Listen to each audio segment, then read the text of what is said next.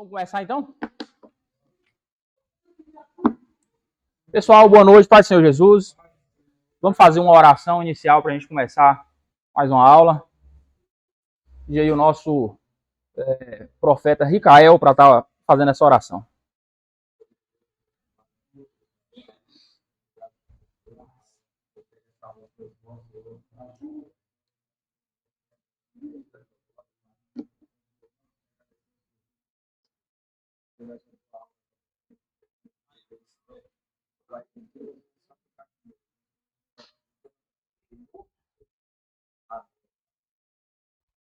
Amém. Então vamos dar continuidade aí à segunda parte, a lição número 2, que é a segunda parte ali do livro de Apocalipse. A gente sabe que essa lição que traz o panorama geral dos livros, ela é um resumo, não é isso? Então ela é meio que um resumo aí do livro de Apocalipse, e em seguida a gente vai entrar na teologia sistemática, e a escatologia, né? A gente vai entrar mais detalhadamente nessas questões aí do Apocalipse, dos últimos dias, de forma geral, para a gente poder entender melhor, de forma mais sistemática, mais organizada, como é que funciona. Mas aí a gente vem nessa sequência de livros aí, fazendo um panorama geral dos livros aí do Novo e do Velho Testamento, de um modo geral, para a gente conhecer bem o livro, os autores e tudo mais. Então, nessa segunda parte do livro de Apocalipse, que foi dividida em duas lições, a lição número 2, página 47, né, vai ser um pouco diferente, porque não é o começo de um novo livro, né? Ele está continuando. Então, aqui a gente já passou pelo autor, a gente já sabe que foi João, sabe que época foi, sabe que momento foi, não é isso? Todas aquelas coisas ali, aquelas partes introdutórias, a gente já passou por isso aí. Então ele vai continuar aí a partir do capítulo 4. A gente entendeu que o capítulo 1 era uma introdução, Deus se apresentando e tudo mais, sua glória, majestade, de forma ali simbólica. O capítulo 2 e 3 tratava da igreja, né, tanto daquela época como de uma forma geral, as igrejas, né, apesar de estar descrito ali 7 igrejas da Ásia, não é isso? Mas tratava de todas as igrejas, de todas as épocas, em todos os lugares. Tinham mensagens, lições importantes ali para nós, em todas as igrejas, em todas as épocas, né, e em todos os lugares. E ali, depois de tratar das igrejas, né, acontece uma pausa aí, que mais para frente a gente vai perceber que essa pausa ela representa o arrebatamento da igreja. A igreja foi arrebatada e começa agora a tratar sobre os acontecimentos que vão acontecer no mundo. Então, entre o capítulo de número 4 e o capítulo de número 19, a gente tem um hiato, onde a igreja ela já não aparece, né, como aparecia aqui no capítulo 2 e 3. Vai aparecer as nações do mundo e o povo, a nação de Israel. Não é isso? Então, os gentios e Israel, que vai ser tratado aí durante a grande tribulação. Então, o livro ele vai dar continuidade a partir desse momento aí, a partir do capítulo número 4. Ele introduz dizendo o seguinte: o elo central do livro se encontra entre os capítulos 4 e 5, pois unem as exortações iniciais do Senhor ressurreto às igrejas, no capítulo 2 e 3, com o triunfo e as punições finais aplicadas pelo Cordeiro, entre os capítulos 6 e 22. Vista dessa forma, as exortações às igrejas são advertências da vinda de aflições e do triunfo final de Deus, que serviriam e servem de estímulo de esperança para ajudar os destinatários da profecia a suportar as aflições. Tá certo? Esses capítulos também são as bases históricas e teológicas da autoridade do Senhor ressurreto sobre a igreja e para o mundo, mostrando sua intronização e capacitação para executar o propósito de condenação e de salvação de Deus. O capítulo 4 assevera a autoridade soberana de Deus, Criador, sendo exaltado por 4 criaturas poderosas e 24 anciões que o adoram. O Senhor Deus Todo-Poderoso é santo e soberano, digno de louvor. Ele criou todas as coisas e elas existem por causa da sua vontade graciosa e soberana.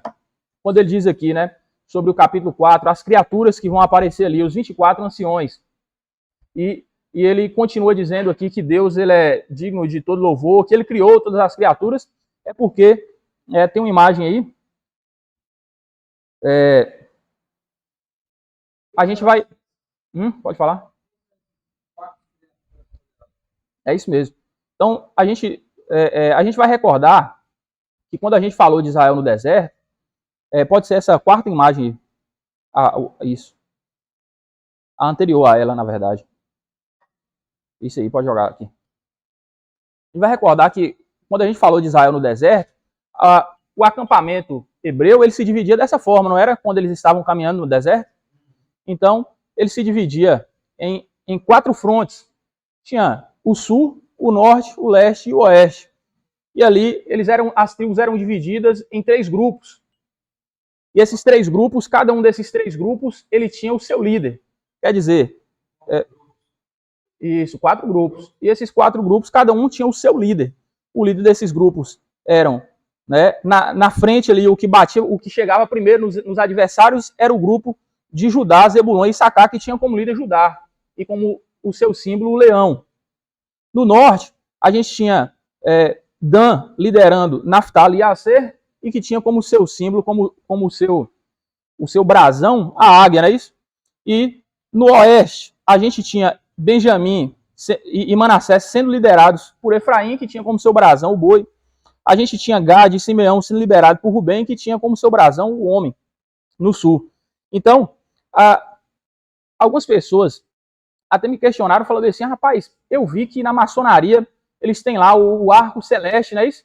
O arco celeste da maçonaria, não sei se alguém aí já viu, mas que tem lá realmente Judá, Dan, Naftali e Efraim, que tem lá os símbolos, esses negócios e coisa e tal. Como é que é? E aí, como é que se relaciona? Olha só, é muito comum que movimentos que não são cristãos, eles se apropriem de símbolos bíblicos que não são cristãos. Ou o movimento LGBT não usa o arco-íris, e o arco-íris não é um símbolo, né, um sinal que Deus deu ali a Noé depois do dilúvio. Eles se apropriam. Isso não significa que isso daí é um gesto dele, coisa e tal. Tem outra imagem aí, da Torre do Tombo, que...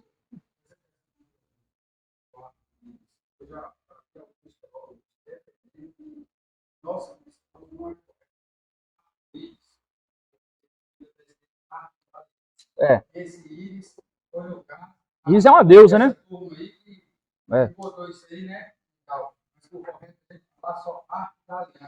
Íris, inclusive, é uma deusa, né? Agora, a nossa cultura, ela é repleta dessas coisas de símbolo, os meses dos nossos anos, os planetas que a gente chama, não é isso? Os elementos da matéria que a gente dá nome, como Mercúrio, que são elementos lá da tabela periódica. Os elementos têm nomes de deuses, não é isso? Os planetas do nosso sistema solar têm nome de Deus. Então a gente tá cercado disso daí. Tá? É quase inevitável é quase impossível a gente fugir disso aí de uma forma completa. Fugir completamente disso daí. É quase impossível. Inclusive os nomes dos nossos filhos, né? Dos nossos, eu digo assim, de uma forma geral. Eu não tenho filho, né? Tem uma imagem aí. Tem uma imagem, ainda. Tem uma imagem de um brasão aí, que é da Torre do Tombo, que o pessoal fala desse, mas de onde é que vem essa imagem e tudo mais. Então, antigamente, as famílias, elas tinham brasões, não é isso? Então, imagem aí da Torre do Tombo, essa aí, isso. Essa imagem aí, que mostrava, geralmente, as famílias, a Torre do Tombo, lá na Europa, o pessoal ia lá registrar os seus brasões, as suas famílias e tudo mais. E aí tem alguns brasões aí, não é isso? Está escrito naquele português de Portugal antigo, que vem do latim, inclusive. Então, mas você vê aí alguns dos brasões, né, Judá, Leão, Rubem e tudo mais. Então, existe realmente essas referências. Então, quando você vê lá no Novo Testamento falando que apareceu as 4 criaturas ao redor de Deus e tudo mais, e aí você lembra daquele simbolismo lá do deserto, e aí alguém fala bem assim, não, mas isso daí representa o seguinte, que o leão representa isso, e os animais selvagens, o boi, os animais domésticos, né? O homem representa a humanidade, e a águia, os animais que voam, e não sei o que mais lá, representando toda a criação. Então as pessoas aparecem com interpretações, só que a gente sempre quer lembrar das referências que a Bíblia já vinha dando, não é isso? A Bíblia já vinha apontando para algumas coisas nesse sentido aí. Então, esses 4 animais, aqui o nosso livro ele não quis entrar muito nesse assunto, talvez por ser um curso básico ou por ser um panorama geral, uma coisa mais resumida, né? Mas esses 4 animais, eles trazem essa referência, traz aquela referência de Ezequiel capítulo 1, e quando aparece lá para ele as criaturas, eles vão ter aí uma mesma criatura, né? Vai diferir nisso aí. Lá é uma mesma criatura que tem 4 rostos, não é isso? quatro rostos, que de um lado é homem, do outro é leão, do outro é águia, do outro é boi e tudo mais. Aqui são quatro criaturas, separadamente, mas o tempo todo fazendo essa referência simbólica, tá certo? E os 24 anciões é interpretado geralmente como aí uma representação unificada das 12 tribos de Israel e os 12 apóstolos, mostrando que existe um só povo de Deus, não é isso? Lá na eternidade vai haver um povo de Deus. E aí a gente vai avançando aí nessa visão, naquilo que João ele vai vindo, vai enxergando e os símbolos que aquilo lhe traz para ele, não é isso? A visão que João tem de Deus e seu trono em Apocalipse 4:2 lembra Daniel capítulo 7 e Ezequiel capítulo 1. Ambos impressionam o leitor com o seu poder e glória. Aí você vai lembrar aí, né, que a gente falou que agora Ezequiel capítulo 1 é o chamado dele. É isso quando ele vai ver aquelas criaturas lá. O capítulo 5 retrata a transferência de autoridade divina para o Senhor ressurreto, apresentando uma sequência de acontecimentos que igualmente lembram Daniel 7. Mais uma vez eu falei na última lição que Daniel ele é o Apocalipse do Velho Testamento, não é isso? O povo de Deus estava sendo oprimido por quatro animais terríveis que simbolizam impérios e reis malignos. Tem essa imagem aí também desses quatro animais terríveis que da visão de Daniel, né?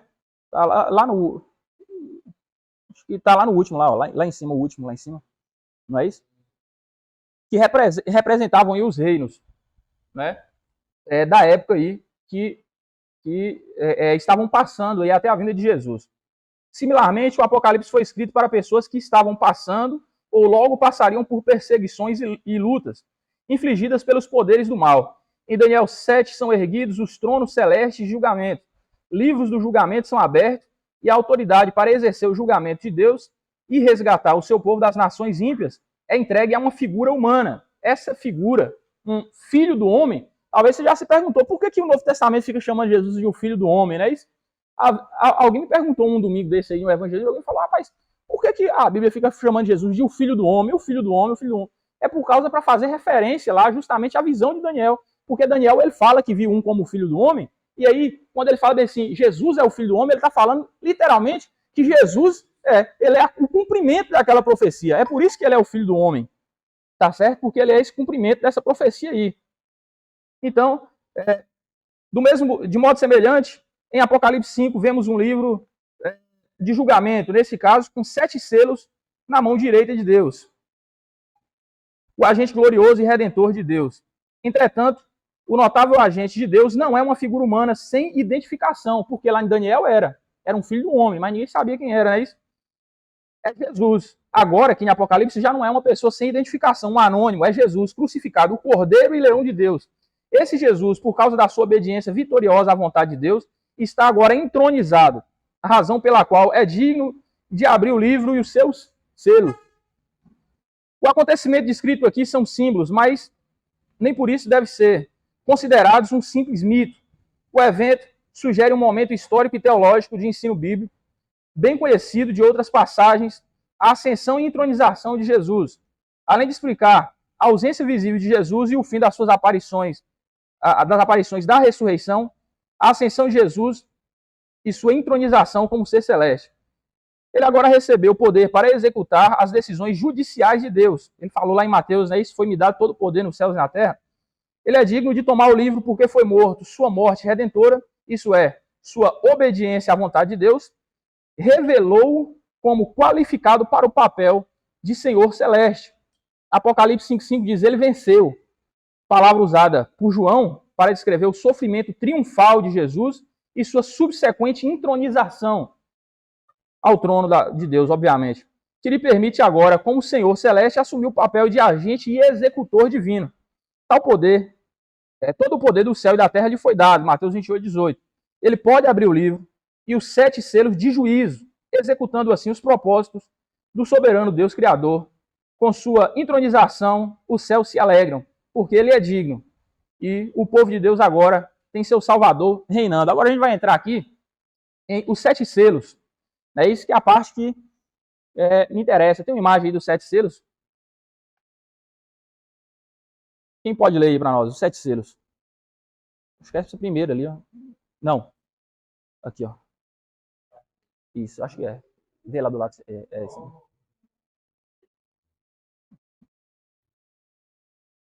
Vamos lá? Alguém lê aí a estrofe? Ah, estrofe é música, né? A abertura dos primeiros 4 selos mostra 4 cavaleiros de diferentes cores, Apocalipse 6, 1 ao 8. Esses cavaleiros do mesmo espírito do caos predito em Marcos 13 representam o juízo de Deus por meio de guerra, Apocalipse 6, 12, e consequências sociais, a saber, violência, Apocalipse 6, 3 e 4, fome, Apocalipse 6, 5 e 6, epidemias e morte, Apocalipse 6, 7 e 8. O quinto selo, a partir de Apocalipse 6, 9 ao 11, fala do clamor por justiça dos santos, martirizados em relação aos opressores. Recebem a resposta de que, por enquanto, precisam esperar, pois o número de marcos do povo de Deus ainda não está completo. Uma análise atenta do sexto selo, em Apocalipse 6:12, é importante para compreender a estrutura literária e a sequência de episódios do Apocalipse. Ao ser aberto, o sexto selo faz surgir os sinais do quinto: um grande terremoto, escurecimento do sol, lua que se torna avermelhada como sangue e a queda das estrelas do céu, conforme Mateus 24, 29 a 31, Marcos 13, 24 a 27. Ao ler poucos capítulos do Apocalipse, e já somos levados aos acontecimentos finais. O céu é enrolado como um pergaminho, montanhas e ilhas são abaladas, os poderosos e os insignificantes da terra percebem que chegou o grande dia da ira de Deus e do poder, e de nada pode salvar, conforme Apocalipse 6, 14 e 17. Vamos até aí. Vamos entender algumas coisas aqui, né? A respeito da abertura dos selos, de repente você pode já ter ouvido falar algumas coisas aí, né? Ultimamente tem sido muito comum mesmo, algumas pessoas dizerem aí que os 4 cavaleiros, eles representam as cores da bandeira aí dos países árabes. Não sei se você já ouviu falar isso aí. E aí vem uma questão aí que eles trazem aí de transformar o cavalo amarelo em um cavalo verde, por causa da palavra grega que está lá, clorose, que é uma palavra que pode ter esse sentido. Eu não sei se você já viu aí, TikTok aí, WhatsApp aí, aqueles vídeos rápidos lá do YouTube, tem acontecido muito, né? Das pessoas aparecerem aí com essa interpretação nova aí, isso é novidade, né? Realmente, a palavra que tem lá é uma palavra que às vezes pode gerar alguma confusão. Tem algumas traduções que traduzem o cavalo amarelo como pálido. Dá para abrir lá naquele site lá que tá aberto aí? Lá no Chrome. Tem que mudar o versículo lá para mim. Dá uma olhada aqui no texto. 6 e 8. Vou botar aqui 6 e lá 8.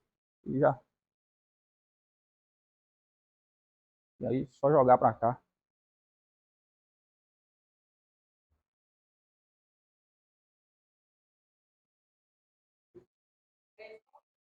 Não, desce mais um pouquinho aí.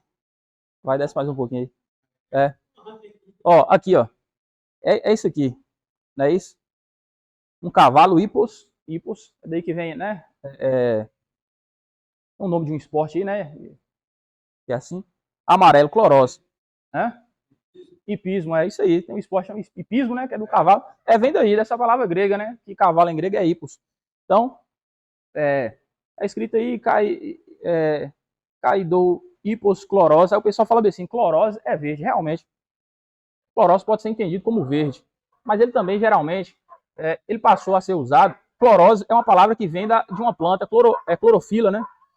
Que é uma planta que às vezes ela tem esse tom, meio um amarelo meio esverdeado. Ela começou a ser usada geralmente para se referir à cor da pessoa que morria, não é isso? Então, geralmente, a pessoa que morria, que ficava pálido, meio amarelado, eles usavam essa palavra para se referir. Algumas pessoas falam bem assim, não, realmente, se o texto ele quisesse falar de amarelo, ele ia usar quitrino, que é uma palavra que quer dizer literalmente amarelo. Mas eu, por outro lado, diria, mas se ele quisesse usar verde, ele ia falar prazino, que também é uma palavra que quer dizer literalmente verde, também não ia fazer confusão, né? Então, nenhum nem outro. Quando a gente vai olhar a literatura grega, tem Heródoto, que foi um escritor grego muito conhecido, em suas obras, ele chega a usar, contando as suas histórias lá, Heródoto não, Homero, contando a sua história lá, da Ilíada de Homero, ele chega a dizer, usar essa palavra para se referir a uma pessoa que tomou um susto e ficou amarelo de susto, do susto que tomou. Então você veja que realmente essa palavra, ela era usada assim para se referir a essa cor, não tem engano, não tem erro, não tem problema de tradução, não tem nada disso. Se você ainda não viu algum vídeo aí de TikTok, ou que o pessoal está compartilhando no WhatsApp, no status, ou no YouTube, você provavelmente vai ver o pessoal falando assim, não é verde, isso aí quer dizer as bandeiras, né, aí dos países árabes, que a maioria das bandeiras dos países árabes tem aí, né, o verde, o vermelho, o branco, né, e o preto. Então o pessoal fala, não, isso aí quer dizer, porque a realidade, a gente vive num contexto em que as pessoas, como disse um certo teólogo uma vez, as pessoas elas gostam de fazer teologia de capa de jornal. Que é assim, o cara ele abre a Bíblia, ele abre o jornal lá e fala, vê lá o que é a notícia de hoje e fala assim, não, é isso aqui. Então, já apareceram vários anticristos, né? Aí, ao decorrer do tempo, já apareceram vários Gog e Magog, já apareceram várias e várias coisas aí que o pessoal vai, conforme vai aparecendo no jornal, o pessoal vai mudando a interpretação, é isso? Porque ela acha que tem que ser aquilo ali e tudo mais. Vou te dar um exemplo claro aqui. Israel foi expulso da terra de Canaã, da terra prometida, da terra de Israel. O povo ele foi expulso daquela terra no 2º século, pelo imperador Adriano. E eles ficaram 1.800 anos sem estar naquela terra, fora daquela terra, expulso daquela terra. Ele mudou para Filistina, o nome daquela terra ali, uma afronta ao povo judeu, quer dizer, terra dos filisteus, né? O Filistina, que é PH, não é isso? Na língua deles lá, ficou para nós aqui Palestina, e é por isso que passou a chamar Palestina. Mas não era esse o nome. Ele expulsou eles de lá, eles ficaram 1.800 anos, baseado nisso. Agora você vê qual é o problema da gente fazer teologia baseado no jornal de hoje. Baseado nisso, o pessoal pegou todas as profecias que falavam de Israel, que falavam do povo na terra de Israel, que falavam das coisas acontecendo na terra de Israel e anulou tudo. Falou, não, tudo isso aqui é simbólico, tudo isso aqui não tem validade. O que a gente não anular, a gente vai transferir para a igreja. Já não quer mais dizer Israel, quer dizer igreja. E nasceu o aliancismo, não é isso? Então você veja como é que é o problema. Aí quando passou que chegou lá, que a ONU, né, depois da Segunda Guerra Mundial, o pessoal lá começou o movimento sionista para poder voltar, Israel renasceu como uma nação, e aí como é que ficou esse pessoal? Não é isso? Então eles olhou assim e falou assim, realmente agora o que foi feito, não dá para mudar, eles vão continuar com a teologia deles errada lá, porque eles não acreditaram que a Bíblia podia ser, as coisas podiam acontecer conforme está na Bíblia. Então é um problema a gente fazer teologia dessa forma. Realmente o que está escrito lá são essas cores aí mesmo, não tem problema. A tradição, ela já nos traz com essa ideia de cor aí mesmo, sempre foi assim. E novidade agora, depois de 2000 anos, né, de história da igreja, a gente tem que tomar cuidado com isso daí, tá certo? Então vão aparecer os animais e vai aparecer, né, no 5º selo as almas que estão debaixo do trono de Deus. Evidentemente, essas pessoas não são a igreja, tá certo? Essas pessoas não são a igreja. A igreja foi arrebatada. Essas pessoas são as almas que foram morrendo na grande tribulação. Tá? São as almas que foram morrendo na grande tribulação por causa de Cristo. Não é isso? Então essas pessoas elas vão se acumulando, vão pedindo justiça e Deus vai lhe respondendo. Enquanto isso, a igreja está com Cristo nas bodas. Tudo bem? E aí, no 6º selo, vai acontecer aqui esse momento retumbante, né? Isso, essa coisa toda do terremoto e tudo mais. E aí, como está mudando o assunto, eu fiz essa pausa para poder deixar essas observações. Por quê? Porque a partir de agora, ele faz esse anúncio aqui do terremoto e tudo mais, né? Que traz a ideia já da volta de Cristo. E a gente tem que entender que aqui no Apocalipse de João, o tempo inteiro, ele não vai seguir uma ordem cronológica exata. Muitas vezes, João ele vai fazer o seguinte, ele vai pegar aqui um pedaço, vai falar sobre essa perspectiva aqui da igreja. 2, 3 aqui, tudo mais, ele vai pegar aqui e ele vai trabalhar em cima disso aqui, tudo mais, e chega no final. Aí, ele volta lá e ele vai trabalhar na perspectiva das nações. Aí ele vai aqui e chega no final. Aí ele volta e vai trabalhar na perspectiva de Israel. E ele vai, entendeu? E ele vai fazendo isso daí. Então, ele chega aqui no 6 e vai falar do terremoto e tudo mais, né? E que traz essa ideia, quando ele fala aí do céu se enrolando como um pergaminho, tem uma imagem aí do pergaminho, do céu se enrolando como um livro, né? O livro não era assim, igual esse aqui que abre e fecha assim, né? Era um pergaminho enrolado e o céu se enrolando como um livro, como um pergaminho. A ideia era mais ou menos essa daí. Olha, essa daí é boa. Inclusive para falar dos 7 selos.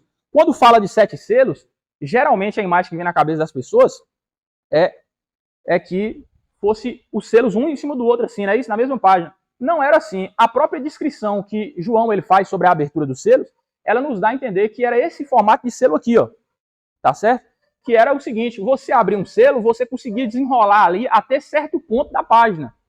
E depois de certo ponto da página, tem outra imagem aí do selo que ela é até melhor do que essa daí, inclusive. Lá no final, isso. Na mesma linha aí, só que lá no final. Que conforme você vai abrindo um selo, olha aí pra você ver. Então você vem aqui, ó, abre até certo ponto, chega ali, ó, tem mais um selo. Você precisa abrir mais um selo para você acessar o restante. E por aí adiante até chegar no final. Então a ideia dos 7 selos era essa aí. Você vai perceber que João ele abre um selo, aí vem um cavaleiro branco. Quem é esse camarada aí? Né? Aí depois que ele quebra mais, para ele continuar vendo o próximo cavaleiro, o que vai acontecer depois? Ele precisa quebrar mais um selo. É esse tipo de pergaminho aqui que ele está abrindo, entendeu? Né? E falando aí, aproveitando que eu passei um pouco batido, que geralmente o pessoal gera uma certa polêmica aí a respeito de quem é esse cavaleiro branco, há um entendimento majoritário. Não há uma concordância total acerca disso daí. Algumas pessoas entendem que isso daí é Cristo. Não é. Cristo ele está lá com João, abrindo os selos, inclusive. Outras pessoas dizem que deve ser o Evangelho, porque o Evangelho ele sai vitorioso para vencer, entre outras coisas. Eu acredito que não. Tá? E, por fim, majoritariamente as pessoas acreditam que é o anticristo, porque ele vem trazendo uma falsa paz. E ele começa logo após o início da grande tribulação e o arrebatamento da igreja. O que é que marca o início da grande tribulação e o arrebatamento da igreja? Né? É a vinda do anticristo. Quer dizer, a igreja precisa ser tirada, é isso que Paulo diz lá em 2 Tessalonicenses, capítulo 2, só tem um que agora o detém, até que do meio seja tirada. Quando a igreja for tirada, o anticristo se manifesta. Quando ele se manifesta, o que a Bíblia diz? Né? Quando você ouvir lá, Jesus fala, né? Quando você ouvir falar a paz e não sei o que, coisa e tal, repentina destruição. Vem uma falsa paz. O homem, né, que vai dominar o mundo, que vai trazer esperança para o mundo e tudo mais. E a partir desse momento é que começa os problemas, os outros 3 cavaleiros dos 4. Né? Aí alguém questiona o seguinte, mas lá diz que ele vem vitorioso e para vencer. Vitorioso e para vencer. Lá está escrito Kai Nikoi, né, isso, para vencer. Ele vem vitorioso e vem para vencer. Essa palavra Nikoi dá a entender que ele vem para ter uma vitória. Jesus ele não vem para ter uma vitória, ele tem vitórias. Não é isso? A única coisa que vai parecer com Jesus entre esse capítulo aqui, 6, o primeiro selo sendo aberto, e o capítulo 19, que é Jesus vindo no seu cavalo branco, e da sua boca uma espada de 2 gumes, e milhares dos seus santos junto com ele, e tudo mais, entre outras coisas, a única semelhança que vai haver é a cor do cavalo, que simboliza paz. Não é isso? Que o branco geralmente simboliza paz, não é isso? Pureza, na Bíblia Sagrada. A única coisa que há de semelhança é isso. O restante é tudo completamente diferente, né? Esse vem sozinho, o outro vem acompanhado. Esse vem com arco, não tem flecha. Mas o outro, ele vem acompanhado com os milhares dos seus santos. Aqui vem um cavalo, lá vem vários cavalos brancos. Aqui, ele vem para ter uma vitória. O outro não. O outro, ele já venceu. Ele não vai vencer. Aí alguém questiona bem assim, ó, está escrito que ele vem vitorioso e para vencer. Então não pode ser o anticristo. Aí eu vou apresentar o seguinte texto. Daniel, capítulo 7, versículo 21. Alguém puder me ajudar aí? Daniel 7, 21. 4 textos. 4 textos que eu vou trazer aqui para a gente analisar dessa perspectiva aí. Tem que ir lá em cima, né?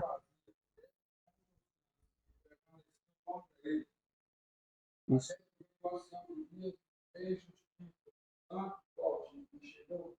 Não, é o 21, só o 21. Olha lá. Enquanto eu olhava, como é que é? Eu olhava e vi, e este chifre contra os santos prevalecia contra eles. Então prevalecia ou não? Na minha tradução está aqui prevalecia, né? o fato é que venceu, tinha vitória ou não tinha vitória?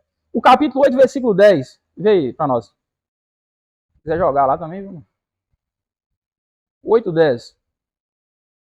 E se engrandeceu até ao exército do céu, e a luz do exército, e da estrela, deitou o terra e inspirou.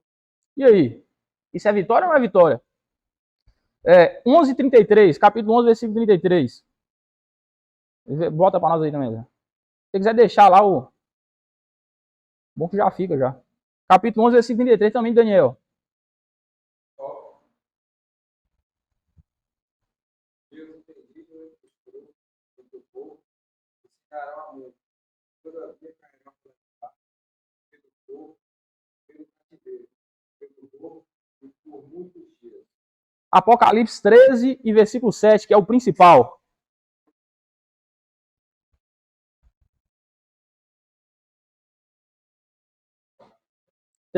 E versículo de número 7.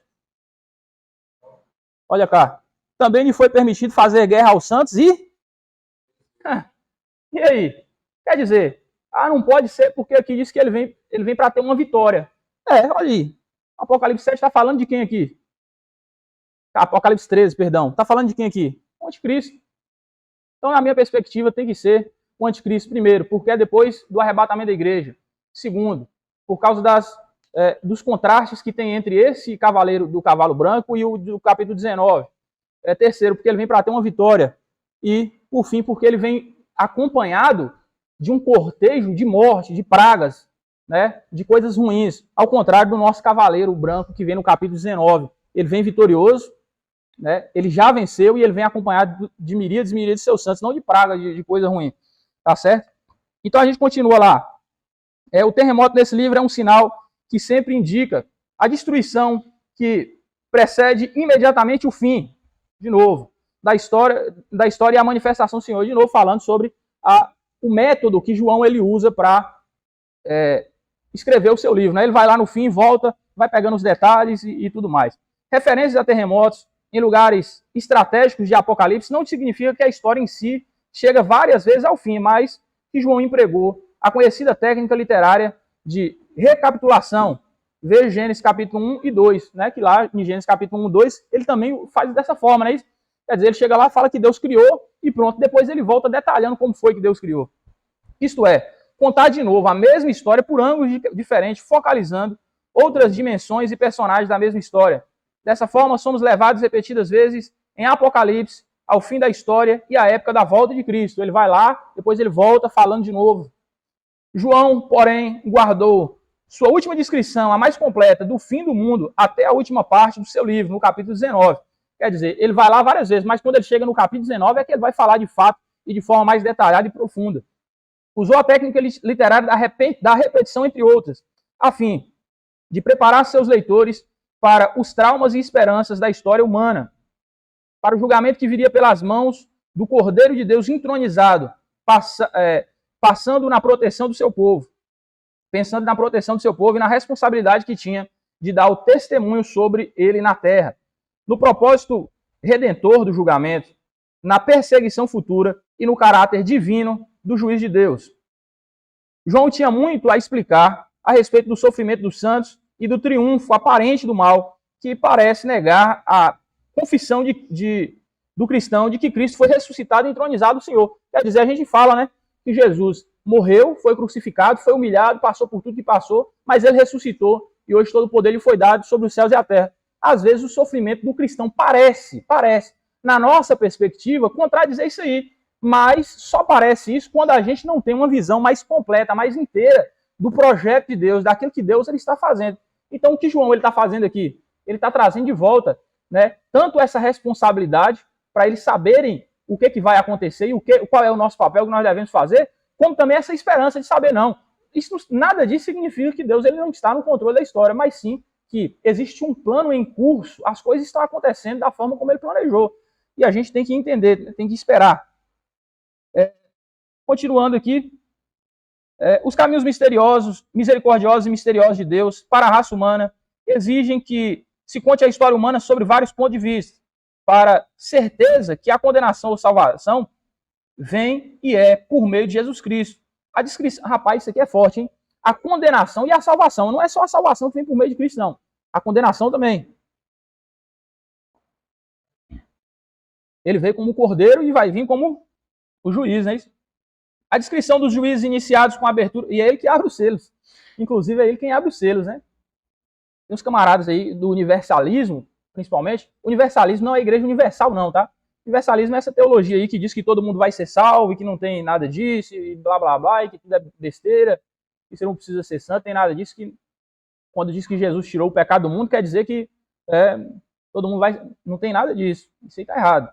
Mas eles trazem um Jesus que não é um amor, é um Jesus que eu não sei qual a palavra seria adequada para esse Jesus aí. E para ele tudo tá bom, né? Não é assim. Jesus, ele veio como cordeiro, ele morreu por nós, foi nosso advogado. Tem sido nosso advogado diante do Pai, né?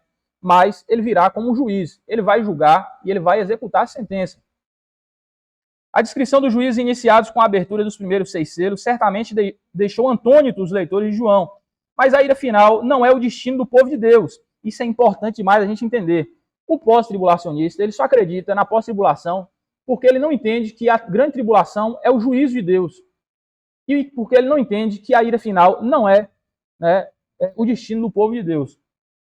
O sétimo selo, cadê? Onde é que eu estou aqui? João interrompe a sequência de juízos que levavam ao sétimo selo, nos lembra de que o povo de Deus não precisa entrar em desespero, pois os servos de nosso Deus têm por promessa o céu. Está no capítulo 7, versículo 3. Então, 144 mil. Quem pode ler aí para nós, por favor? Vai lá, Ricael.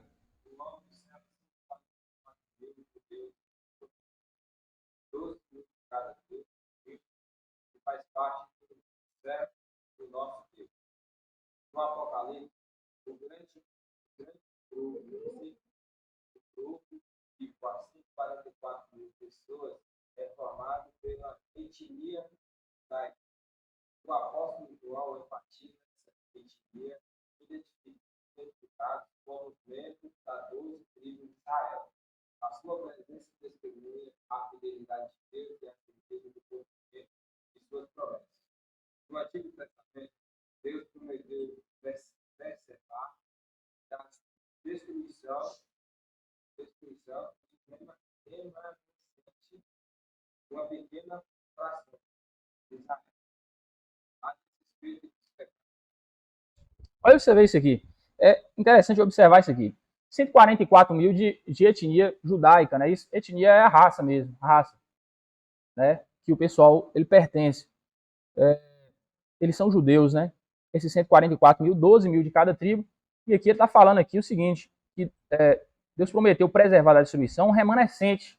Paulo ele fala isso lá em Romanos 11. Ele fala, não são todos os filhos de Abraão, não é todo Israel que é Israel. Isso é interessante observar. Quando Paulo diz isso, ele está falando o seguinte, não é todo mundo que tem o sangue de Abraão que é a nação de Israel, mas é só o remanescente, né? É só aquele povo que se manteve obediente. E aqui ele vai dar essas referências, né, do Antigo Testamento falando sobre esse remanescente, Isaías 28, Jeremias 23 e Jeremias 50 e por aí vai. Esse remanescente, esse pequeno grupo, quer dizer que existia um Israel selecionado, eleito, dentro da nação de Israel. Da mesma forma que existe uma igreja eleita dentro da igreja. Não é todo mundo que tem carteirinha de membro que é a igreja do Senhor. Não é todo mundo que congrega. Às vezes a pessoa está na igreja há muito tempo, mas ele não é um remanescente. O que significa ser um remanescente? Significa fazer parte desse pequeno grupo que se mantém fiel, continuamente fiel a Deus. Que às vezes até tropeça, mas que volta para a sua posição, que se arrepende, né? Isso como fazia Davi. Davi não era um homem segundo o coração de Deus porque ele não pecava e muito, né? Era um homem segundo o coração de Deus por causa do seu quebrantamento que ele tinha diante de Deus. Então, esse pequeno remanescente é isso aí que ele está falando. Agora, quando fala de 144 mil, desses 12 mil também, esses 12 mil de cada tribo, está falando aí, não literalmente que são 12 mil pessoas de cada tribo. Lá na frente, a gente vai observar, mais uma vez, falando dessa multidão de salvos, que vem do grande arrebatamento, falando como um pessoal de todas as tribos, línguas e nações. Então, ele usa aqui de forma simbólica Israel para se referir ao povo de Deus. E esses números aqui, esse número 12, né, isso, que 144 é um múltiplo de 12, né, para se referir aí às tribos. Então você vai vendo algo simbólico aí que precisa ser entendido dentro do livro, dentro das expressões que a gente encontra no livro. Ele só não os salvará da destruição, como também prometeu uma nova aliança, em Isaías 31, e um novo relacionamento com ele, em Oséias, capítulo 2, Apocalipse 21 e etc. Sua promessa incluía as 10 tribos do norte, que é Israel, foi dividida, né, isso? Depois da morte de Salomão, e também as 2 tribos do sul, Judá, né, e Benjamim, que também é a tribo do sul, né, isso? Levi está lá, mas ele não tem herança.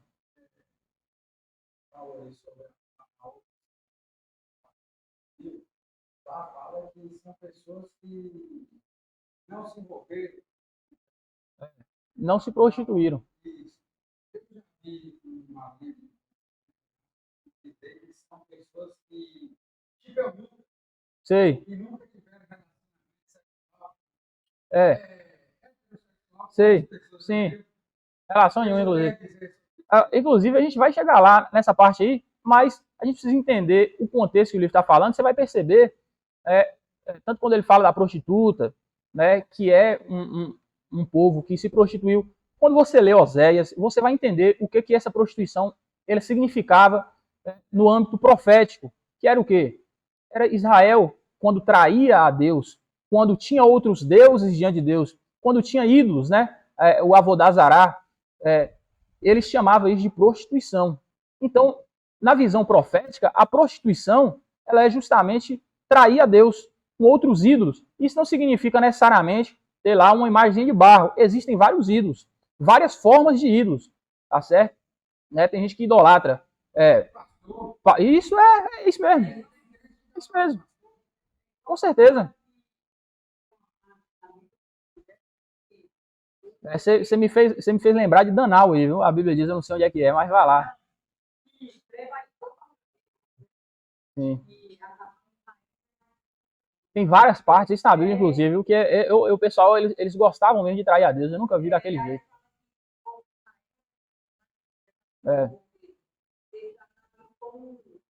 É traição, com certeza. O livro de Oséias é todo falando isso aí, né? De como a mulher de Oséias, ela traía ele, e Deus falando como isso daí simbolizava Israel, que traía a Deus, né?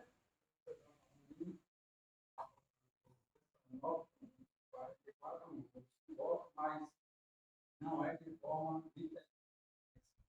Provavelmente isso. O povo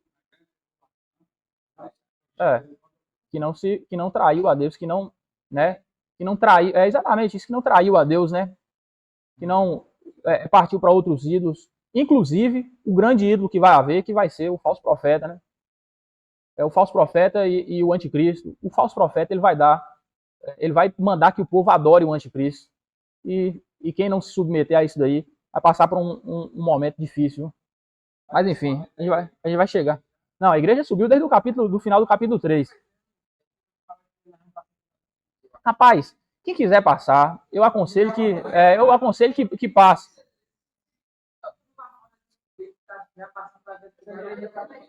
Não, eu vou te falar um negócio aqui. Às vezes a questão não é nem de querer, né? Não é todo mundo que é homem o suficiente, mulher o suficiente para levar a faca no pescoço e não negar Jesus, tá certo? É complicado. Não é fácil, não. Falando aqui agora, na teoria, é muito mais fácil do que o cara debaixo de pancada ele não negar Jesus. É difícil. É difícil. O cara que ficar, mesmo ele sabendo, é complicado. Não é fácil, não. Véio. O camarada debaixo de pancada ele não negar Jesus com a faca no pescoço de pai, de mãe, de filho, de gente que você ama, de pessoa que você daria a sua vida. É muito difícil. A situação não vai ser fácil. Tá certo? Hoje em dia você vê em países igual o Irã, alguns países comunistas e alguns países islâmicos, que os camaradas eles são crucificados. Rapaz, tem países aí que o pessoal abre buraco, joga os caras dentro e taca fogo. Tem países aí que o pessoal crava cruz na beira da praia, né, em um ponto que a água vai lá, bate, afoga o cara um pouquinho, volta e deixa o camarada lá. Tem vários filmes, na verdade, né? E o camarada, rapaz, tem várias formas de tortura aí e que o povo passa hoje em dia. Isso aí.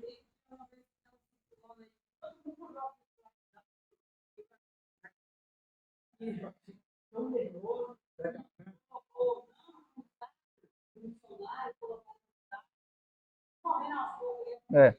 Agora, hoje, isso aí, eles fazem isso daí sem consentimento do Estado, né? A maioria das vezes, com exceção de alguns países aí, principalmente comunistas e de religião islâmica, predominantemente, né? Isso, eles fazem isso aí, a maioria, com exceção desses aí, faz isso aí sem consentimento do Estado, né? Imagina quando o Estado estiver apoiando isso daí. Rapaz, vai ser um massacre, viu? Vai ser um massacre. Agora eu vou falar uma coisa aqui. Quem quiser ficar, é bom que fique. Quem sabe você converta alguém lá, né? Quem quiser ficar, pode ficar. Eu não vou brigar com quem quiser ficar também, não.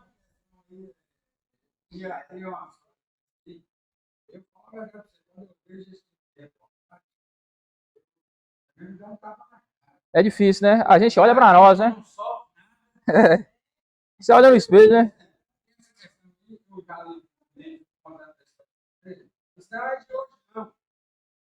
Eu li um relato que na época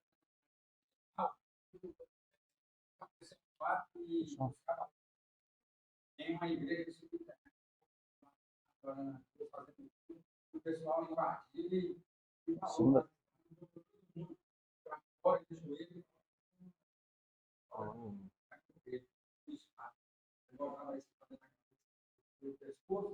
Falava isso, você vai negar Jesus? E boa parte negar. Aqui não nega, né? Aí sobrou poucas pessoas. Aí quando terminou o pessoal, o soldado falou, agora é o seguinte, nós vamos ao lugar. Nós temos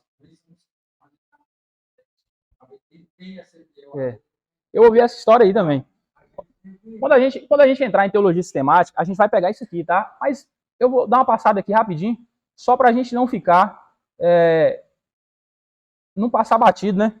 2 Tessalonicenses, capítulo número 2. Ora, quanto à vinda do Senhor Jesus Cristo e a nossa reunião com Ele, é importante observar aqui uma coisa que muitas pessoas deixam passar batido. E o texto está falando de duas coisas. O versículo 1 está falando de duas coisas. Não é isso? Quanto à vinda do Senhor e é um conjuntivo, né, do grego, cai conjuntivo. Você está juntando uma coisa, é como se você estivesse fazendo uma lista, né? Quem é que veio aqui? É Renato, e Elismar, e... Então, assim, é como quando você acrescenta alguma coisa. A vinda do nosso Senhor Jesus cai, né? E a nossa reunião com Ele. Então, são duas coisas. A vinda do Senhor é uma coisa, a nossa reunião com Ele é outra. Rogamos-vos, 2 Tessalonicenses, capítulo 2, a partir do versículo 1 aí, tá? Cadê?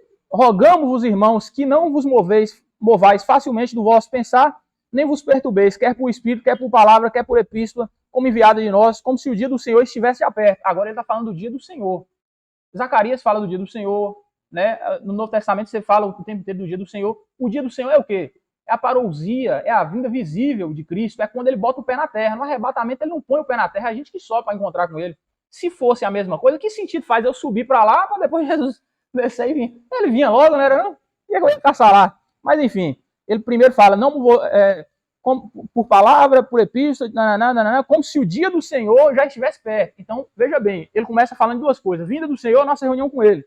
Aí ele fala, não vos movais como se o dia do Senhor estivesse perto. Reunião, deixa a parte aqui por enquanto. Né? Ninguém de modo algum vos engane, porque isso não sucederá sem que venha primeiro a apostasia e seja revelado o homem do pecado, o filho da perdição. Ele está falando do anticristo. Então, para a vinda do Senhor acontecer, o que é que tem que acontecer? Apostasia, vinda do anticristo. Então, agora você começa a criar uma linha do tempo. A vinda do Senhor só acontece depois da vinda do anticristo, não é isso? Agora, o filho da perdição, versículo 4.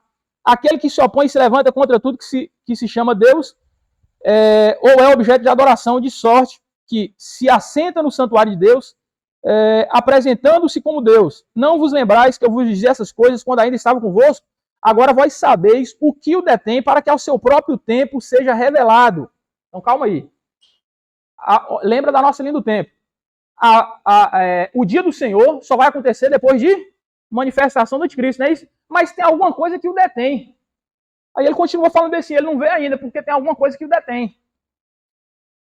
Para que só quando essa coisa que o detém sair, ele seja revelado. Aí ele vai no versículo 7. Pois o mistério da injustiça já opera somente a um, que agora o detém, até que seja posto fora. então será revelado esse iníquo, a quem o Senhor Jesus matará com o sopro da sua boca e destruirá com a manifestação da sua vida. De novo, na linha do tempo. Vamos lá. O Senhor só vem. Então, o dia do Senhor só depois da manifestação do anticristo. Mas o anticristo ele não pode se manifestar até que saia o que o detém. Quem é que o detém? É a igreja. Aí alguém fala bem assim, é o Espírito Santo. Né? Aqui não sei o que é o Espírito Santo. Não é. Jesus ele fala, né, lá para os discípulos, lá em João, né? Acho que é em João, no Evangelho de João, capítulo 14, deixa eu ter certeza aqui. E eu rogarei ao capítulo 14, versículo 16. Evangelho de João 14, 16, ele fala assim: eu rogarei ao Pai, e ele vos dará outro consolador, a fim de que estejais para sempre convosco. Aí alguém fala assim: não, isso é o Espírito Santo que vai ser tirado durante a grande tribulação, não sei o quê. Não, irmão. Jesus prometeu que daria o Espírito Santo para estar para sempre. Enquanto a igreja estiver nessa terra, o Espírito Santo está aqui. Ah, o Espírito Santo vai ser tirado. Ele pode sair, mas ele sai junto com a igreja. Tá certo? Então, o anticristo só se revela na linha do tempo quando a igreja é tirada, porque a igreja o detém. E o dia do Senhor só vem depois do anticristo. Então você vê que existe uma linha do tempo clara aí. Agora, quem quiser ficar, irmão, converta alguém, fique aí, converta alguém. Eu pretendo subir. Né? Eu pretendo subir. Precisa voltar lá? O falou, talvez ele pode, porque a Bíblia fala que o Espírito Santo. Nem estava, né? Exatamente. Eu creio que na grande tribulação vai ser igual é com o Antigo Testamento. É isso aí. O Espírito Santo vai descer sobre alguém, como descer sobre o profeta, e trazer a mensagem de Deus para o povo, e ali alguém vai converter e ele volta para o povo. Ele não vai ter essa liberdade que ele tem hoje sobre a igreja. Exatamente. Você vê que a Bíblia vai falar o tempo inteiro, sempre no Velho Testamento, sempre, sem exceções. Né? O Espírito Santo ele não habitava dentro das pessoas, como é no Novo Testamento. É como Paulo ele claramente diz em 1 Coríntios capítulo 3, 1 Coríntios capítulo 6, entre outros textos que nos indicam que hoje o Espírito Santo ele habita dentro de nós. Jesus falou que dentro de nós haveria rios de água viva. Né? Antigamente, no Velho Testamento, sempre que alguém era tomado pelo Espírito Santo, a Bíblia fala veio sobre ele, não é dentro dele, é sobre. O Espírito Santo ele não habitava dentro das pessoas, igual habita hoje. Então vai voltar isso aí. Tá certo? Eu aproveitei que eu estava dentro do tempo aqui para poder, né, pegar isso aí, mas já passei já. Salvar-se alguém no período da grande tribulação? Essa questão aí que Rui acabou de falar aí. Quem pode ler, por favor? O número de justiça do povo de Deus para Eclipse?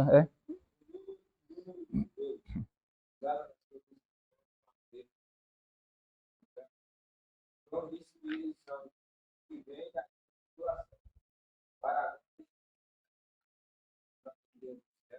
o alívio da situação suportável. Aí, sobre a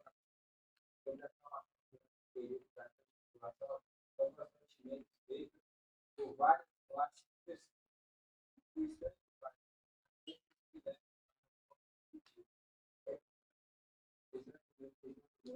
Isso é não há dúvida que vai ser muito alto.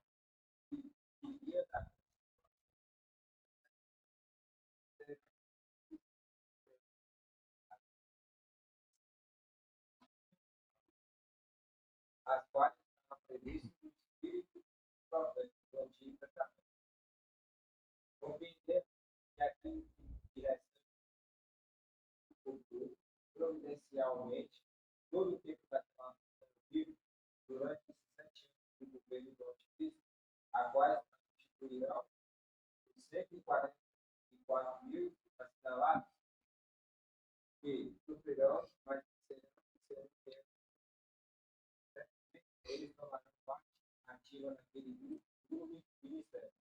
Como é Isso aí é igual a gente estava falando aqui, né? Isso, como ele falou lá em cima, né? Que difere um pouco da nossa descrição favorita do céu. Aí ele dá as referências aqui, quando fala daqueles que vieram da grande tribulação, que não eram só judeus, né? Povo de todas as nações, tribos e línguas. Tá certo? Então ele é simbólico. E aí ele vai dizer que essas pessoas certamente participariam aí ativamente desse evangelismo. Então quem quiser ficar e evangelizar, Joga duro aí, meu irmão. Me representa, né?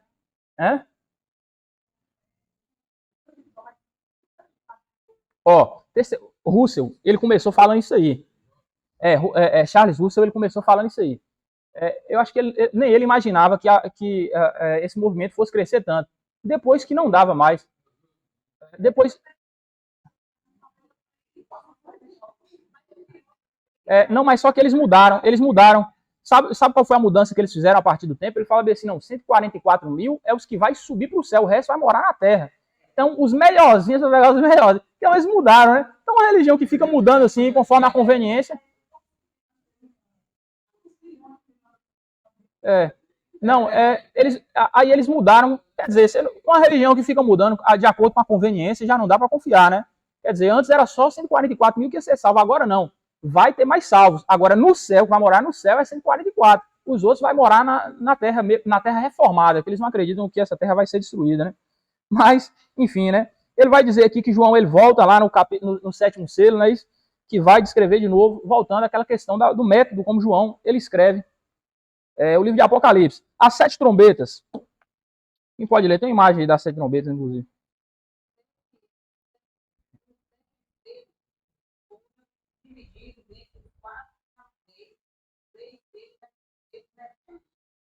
Com uma interrupção narrativa entre o texto e o sétimo selo, para lembrar o povo de Deus da promessa do Senhor, sobre proteção final, sobre sua esperança e glória eterna. Um padrão semelhante que se vê com as 7 trombetas. As quatro trombetas iniciais relatam juízos parciais. A terceira parte sobre a vegetação da terra, os oceanos, as bestas e as nuvens celestes. As últimas 3 trombetas são tratadas em comum com 3 cidades que atingem a terra, destacando o juízo de Deus para a raça humana. A quinta trombeta, primeira desgraça, libera gafanhotos infernais e ferrou os que não têm sede de Deus. A sexta trombeta, segunda desgraça, traz um poderoso exército de cavaleiros infernos que matam o texto da raça humana. Todos os juízos não têm efeito redentor, pois o restante da raça humana, que não foi morto pela epidemia, recusa-se a se arrepender das suas imoralidades. As advertências caíam em ouvidos surdos. Assim como o interlúdio entre o sexto e o sétimo selo garantiu aos destinatários de Apocalipse que os que são de Deus são protegidos do eternamente também entre aqueles que vê como lembrar da mão de Deus sobre o seu povo. Então você veja aqui que existe algumas semelhanças, né, entre os 7 selos, as 7 trombetas, né, depois das 7 taças e por aí vai. Tem vários sets aqui, né, mas algumas semelhanças, inclusive esse caráter que ele tanto traz juízo quanto apela ao arrependimento, e a dureza do coração do povo. Aí você fala, rapaz, acontecendo tudo isso aqui, o pessoal será que não vai se arrepender? Acabou de acontecer a pandemia do Covid-19, né?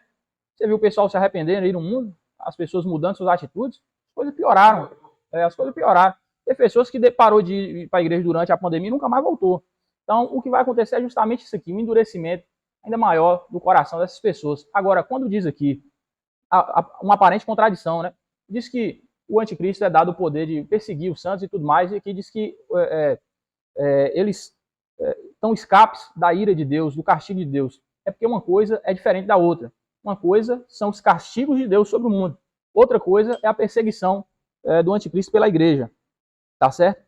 Uma coisa que vai ser até comum, inclusive, geralmente quando acontece alguma coisa ruim, quando se está passando por uma situação ruim, é comum que líderes populistas eles procurem, né, culpar algum grupo, criar um inimigo, alguma coisa assim, para que as pessoas elas foquem nesse inimigo. Foi o que aconteceu com Hitler, com os judeus, né? Perderam a Primeira Guerra Mundial, né? Colocaram os judeus aí como os vilões que estavam fazendo eles passarem aí para aquela crise financeira que estava passando, como se fossem uns ratos que roubavam o dinheiro deles, que faziam, acontecia e tudo mais, e virou aí um massacre de 6 milhões de judeus. Todas elas, né? Geralmente. Ele participou da primeira. É.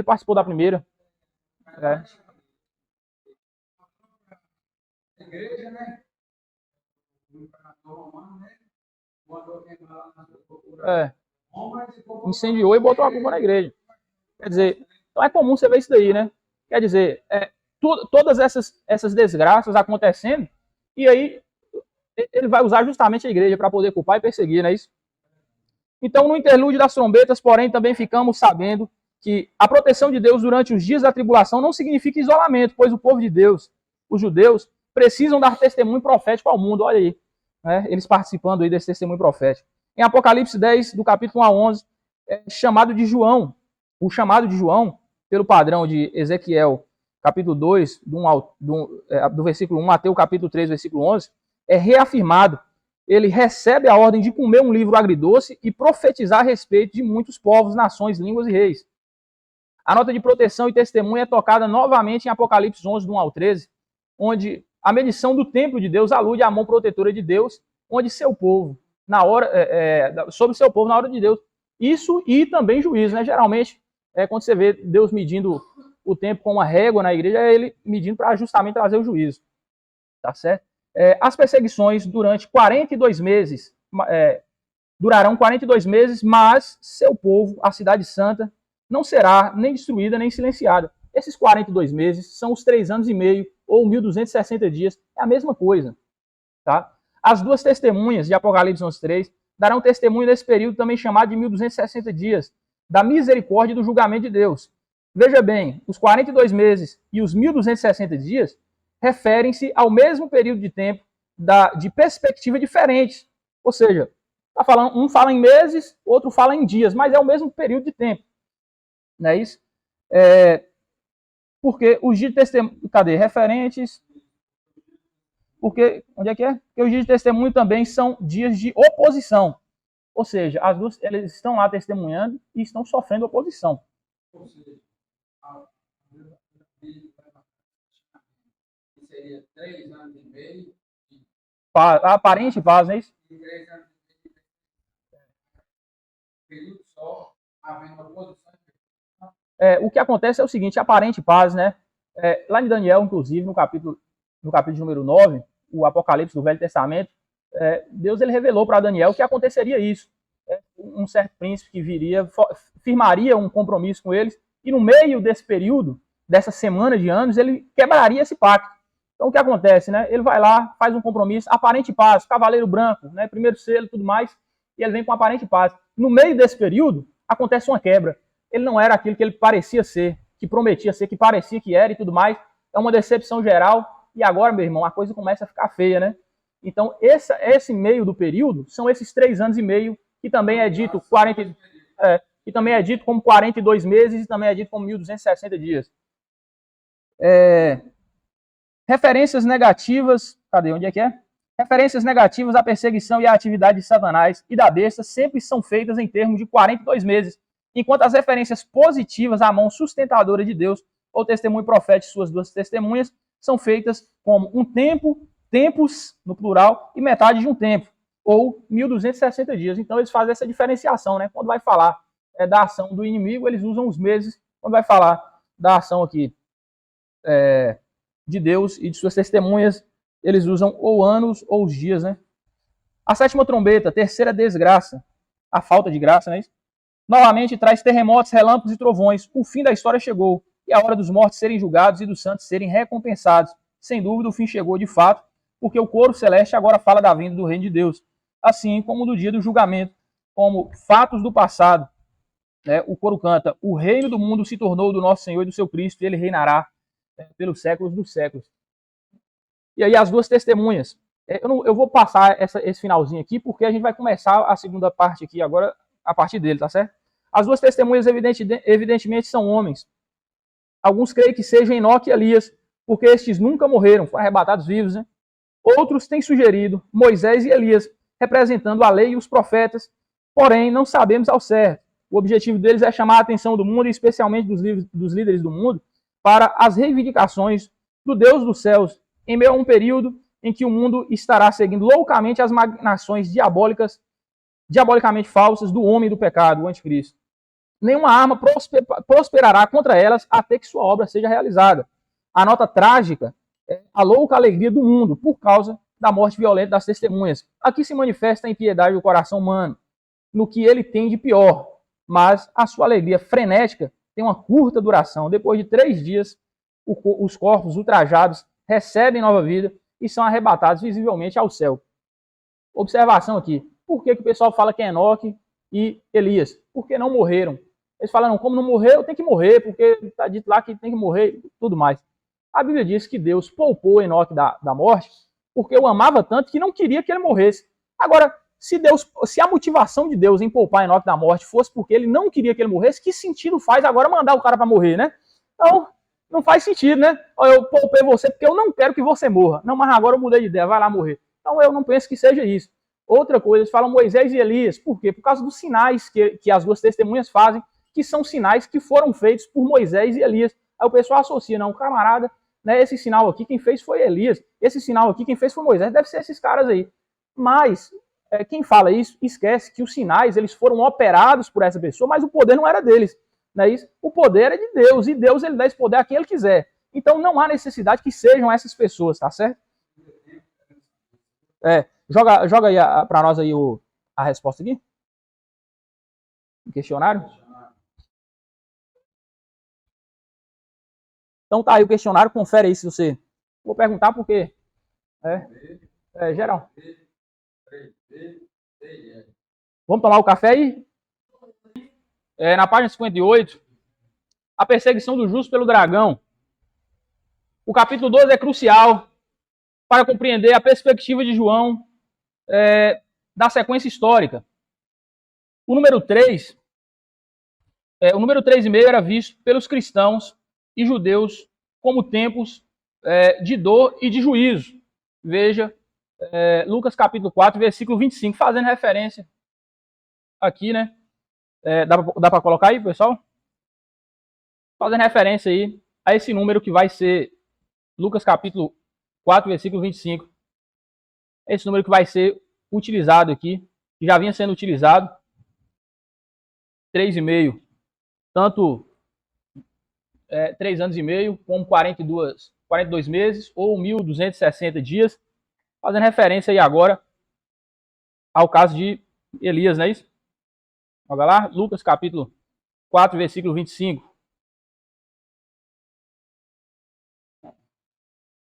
Olha aí. Em verdade vos digo que muitas viúvas haviam em Israel nos dias de Elias, quando o céu se fechou por 3 anos e 6 meses, de sorte que houve grande fome por toda a terra.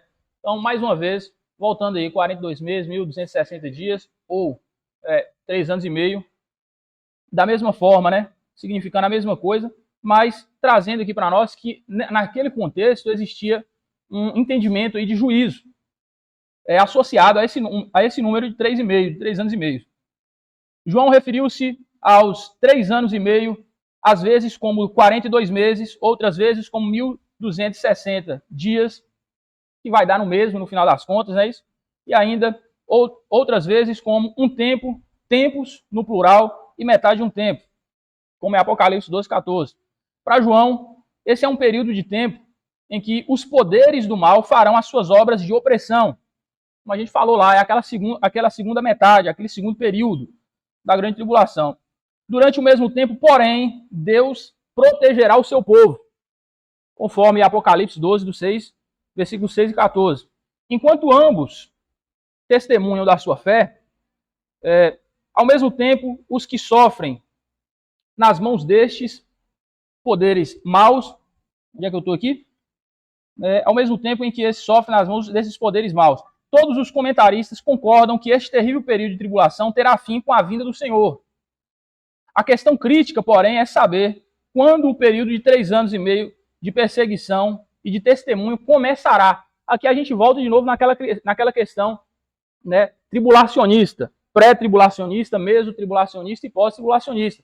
Né? Quer dizer, todas essas escolas de interpretação teológica elas entendem que a grande tribulação ela vai se encerrar com a parousia, né, com a aparição de Jesus Cristo. Quando ele vem, ele se mostra a todos, ele põe os seus pés na terra. A questão para algumas pessoas é quando é que ele vai se iniciar. Quer dizer, para algumas pessoas ela vai se iniciar ainda antes, né, do arrebatamento da igreja. Para algumas outras pessoas, somente depois.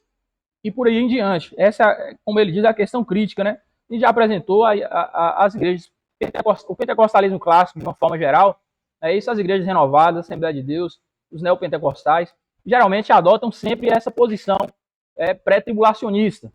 Então a igreja primeiro arrebatada e depois a grande tribulação e, por fim, a vinda, a parousia, né, do Senhor. Apesar de alguns estudiosos terem relegado os 3 anos e meio a alguns momentos ainda futuro, o capítulo 12, inquestionavelmente, liga seu início à ascensão e entronização de Cristo. Então, mais uma vez, a gente vai retornar aqui naquela questão que a gente tinha falado lá na primeira lição, na semana passada, de que o livro de Apocalipse, ele tem esse caráter, não é isso? Então, a gente tinha lá, que era algumas escolas de interpretação a respeito do tempo em que foi escrito o livro de Apocalipse, não tinha isso aí? Que era o preterista, o historicista, os idealistas e os futuristas. E a gente falou que existiam características preteristas, historicistas e futuristas na nossa interpretação, nessa escola de interpretação que geralmente os pentecostais clássicos eles têm. Então você vai perceber que entre o 2 e o 3, os capítulos 2 e 3, a Bíblia ela vai apresentar características aí preteristas. Ele está falando de coisas que aconteceram, que estavam acontecendo, inclusive, naquele período de João, com as igrejas, as 7 igrejas da Ásia, do Apocalipse. Então, a partir do capítulo 4, a gente vai perceber aí coisas que acontecerão no futuro, durante a grande tribulação. Mas no capítulo 12, mais uma vez, né, ele falou do presente durante a igreja, falou do futuro durante esse outro período, e agora ele está falando de uma coisa que aconteceu, que é a morte, ressurreição e entronização do Senhor Jesus. Não é isso? Então, você vai perceber que ele tem esse caráter atemporal. Então, o Apocalipse, ele não é preterista o tempo inteiro, ele também não é historicista o tempo inteiro e nem é futurista o tempo inteiro. Cada porção ela é analisada individualmente para a gente entender se o livro ele está falando do passado, do presente ou do futuro. Tanto do presente de João como do presente para nós, não é isso? Então, entende-se que o capítulo 12 ele está falando justamente, como diz aqui, da ressurreição e entronização de Cristo, quando ele diz onde é que eu parei aqui? Me ajuda aí? Né? Quando o descendente da mulher, Israel, apesar de alguns estudiosos terem relegado os 3 anos e meio, a algum momento ainda no futuro, o capítulo 12 inquestionavelmente liga o seu início à ascensão e entronização de Cristo. Quando diz lá, caiu a Babilônia e tudo mais, os reinos do mundo vieram a ser do nosso Senhor, etc. e tal, ali está falando justamente do momento em que Jesus ele ressuscita, é-lhe dado todo o poder nos céus e na terra, é naquele momento que ele é entronizado no seu trono de glória, e é naquele momento que esse trecho ele está tratando. Quanto ao descendente da mulher, a mulher sendo Israel,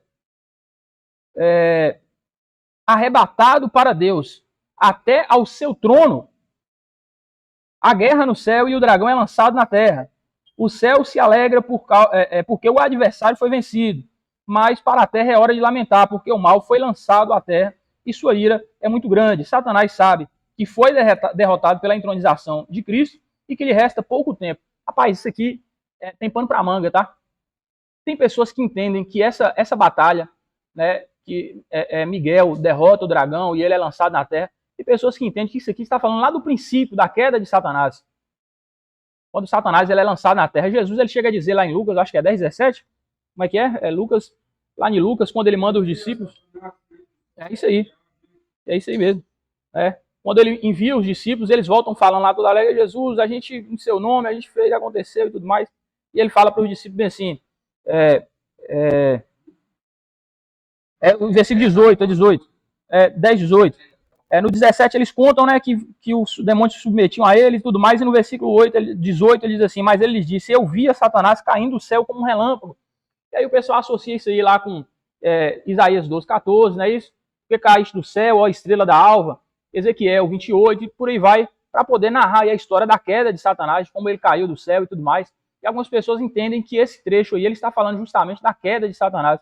do céu. Então, assim, curiosidade sobre a Hum. E falando sobre a não fala, e falando sobre a astrologia que o meteoro que está na Terra. Rapaz, há quem diga isso aí, viu? Eu já ouvi gente falar isso aí, já ouvi até Marco Feliciano falando isso aí, mas Marco Feliciano fala de tudo, né? Marco Feliciano fala que o meteoro que matou os dinossauros teria sido Satanás, né?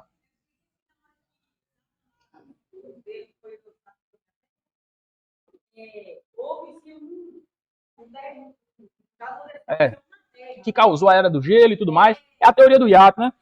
É uma das versões da teoria do hiato. Agora não, Lilith já foi longe aí também.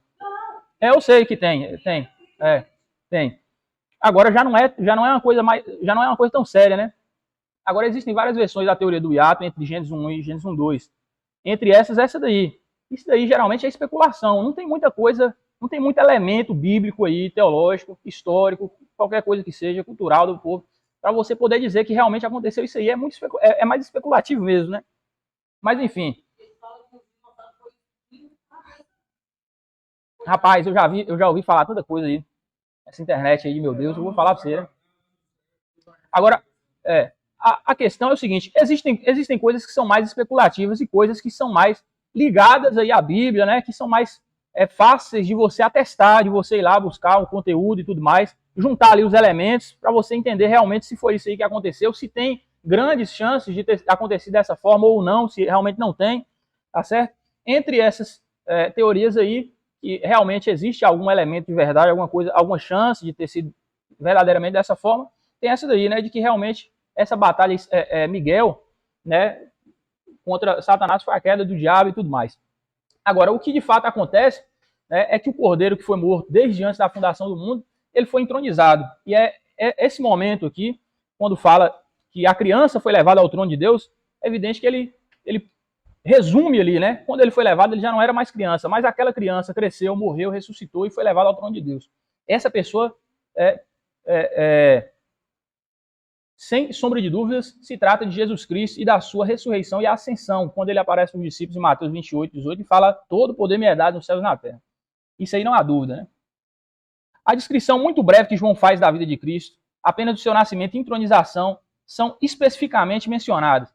Não deve induzir o leitor a pensar que o menino é arrebatado para Deus, para seu trono, como eu disse, né? Ele resumiu, mas aquele menino foi arrebatado, mas depois de nascer, de crescer, de ser morto e ressuscitar. Essa passagem não tem como propósito principal narrar a vida de Cristo, pois João sabia que os seus leitores estavam familiarizados com os fatos decisivos da história de Cristo.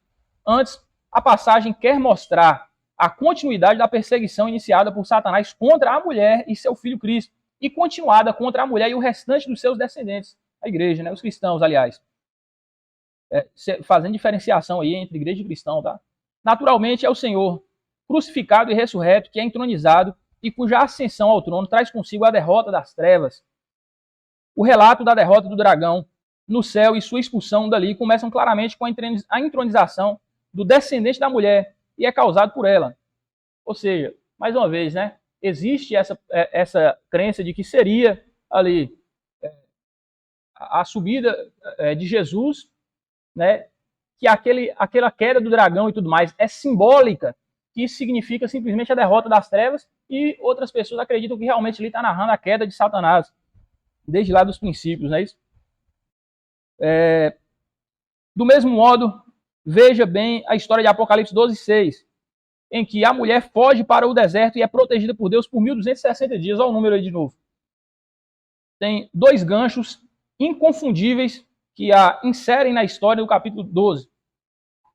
Em primeiro lugar, a fuga da mulher e os 1260 dias de proteção em Apocalipse 12, versículo 6, começam claramente com a entronização de Apocalipse, capítulo 12, versículo 5.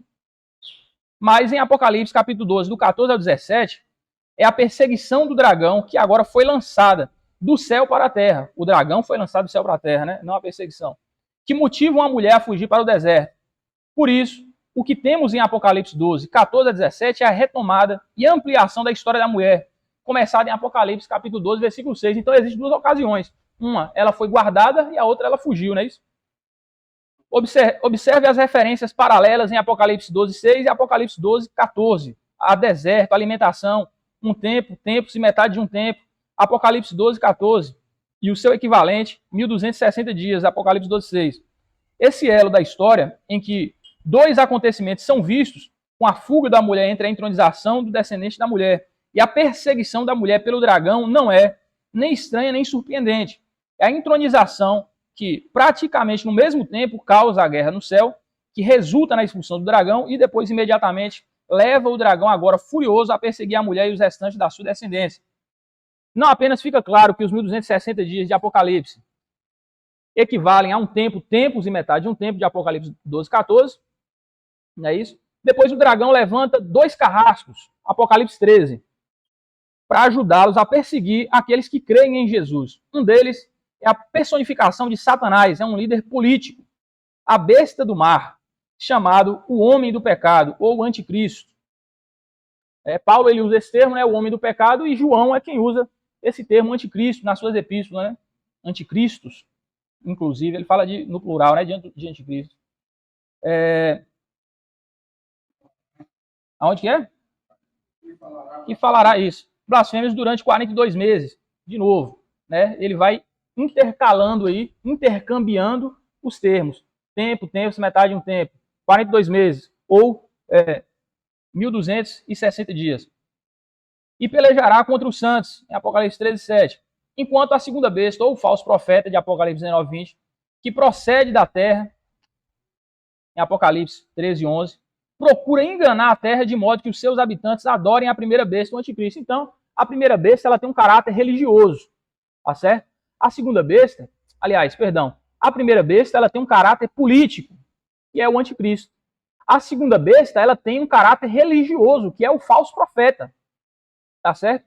Então, eles têm essa personalidade política e religiosa. O anticristo, né, ele terá um caráter político, de governante, que mais tarde se tornará um ditador, né, um ditador mundial, universal.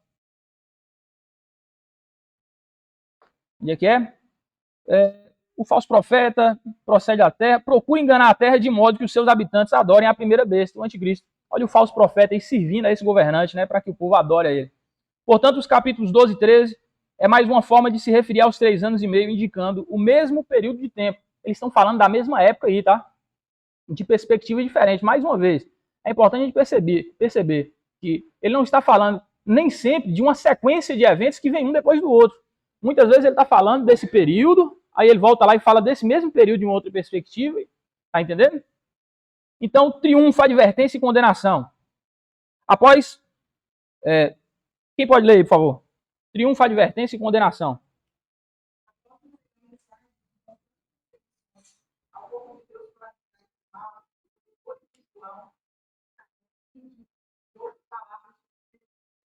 Por isso, o capítulo 14 para relacionar mais uma vez a promessas do céu. A mais visão sempre vai participar comigo. Foram feitos entre os homens, unidos para Deus e para o Deus. Dizendo que a moralidade sexual como figura da idolatria. Moralidade sexual como figura da? Vai lá. Como diz que esses seguidores do poder em outras palavras, tinham sido constituídos com a besta. São os homens e mulheres que foram fiéis na adoração ao único Deus verdadeiro, o Deus de Jesus. E não foram seduzidos pelos planos da primeira besta e do seu aliado, o falso profeta. Então você veja aqui que, mais uma vez, né, isso, quando ele fala aqui de prostituição, ele não está falando literalmente. É comum ao leigo, a pessoa que não é cristã ou qualquer coisa do tipo, que pega a Bíblia e vai ler ali, sem conhecer o seu contexto, a sua linguagem, a sua forma de se expressar, né, a sua cultura, não é isso? Ele entender que estava falando ali literalmente. Mas, a partir do momento que você tem o contexto geral da Bíblia, que você entende a linguagem que a Bíblia fala, que você entende os termos que ela usa, as figuras de linguagem que ela utiliza, você vai perceber, inclusive a partir de Osés, como a gente citou anteriormente, que ele está falando ali de uma prostituição que, na verdade, é uma alegoria à infidelidade a Deus. Tá certo? Vamos lá? Onde uma só voz ou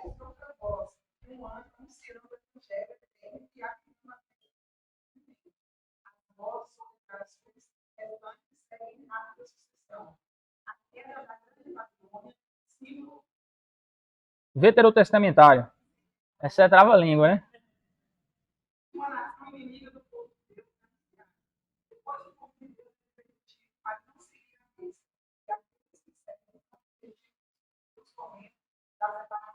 Só observação aqui, por que a Babilônia é utilizada, né, como esse símbolo aí de, do mundo, não é isso? Do mundo secular, do mundo sem Deus. Babilônia vem de Babel, tá certo? Babilônia, ela veio de Babel, de onde teve a torre, né, onde Nimrod ele começou a primeira rebelião contra Deus, construindo a torre, justamente para não ter que se submeter a Deus, e se caso Deus mandasse outro dilúvio, eles tivessem escape, né? Então, ele representa o mundo em rebeldia contra Deus desde a sua origem, em Babel, tá certo? Que é de onde vem Babilônia. Vamos lá?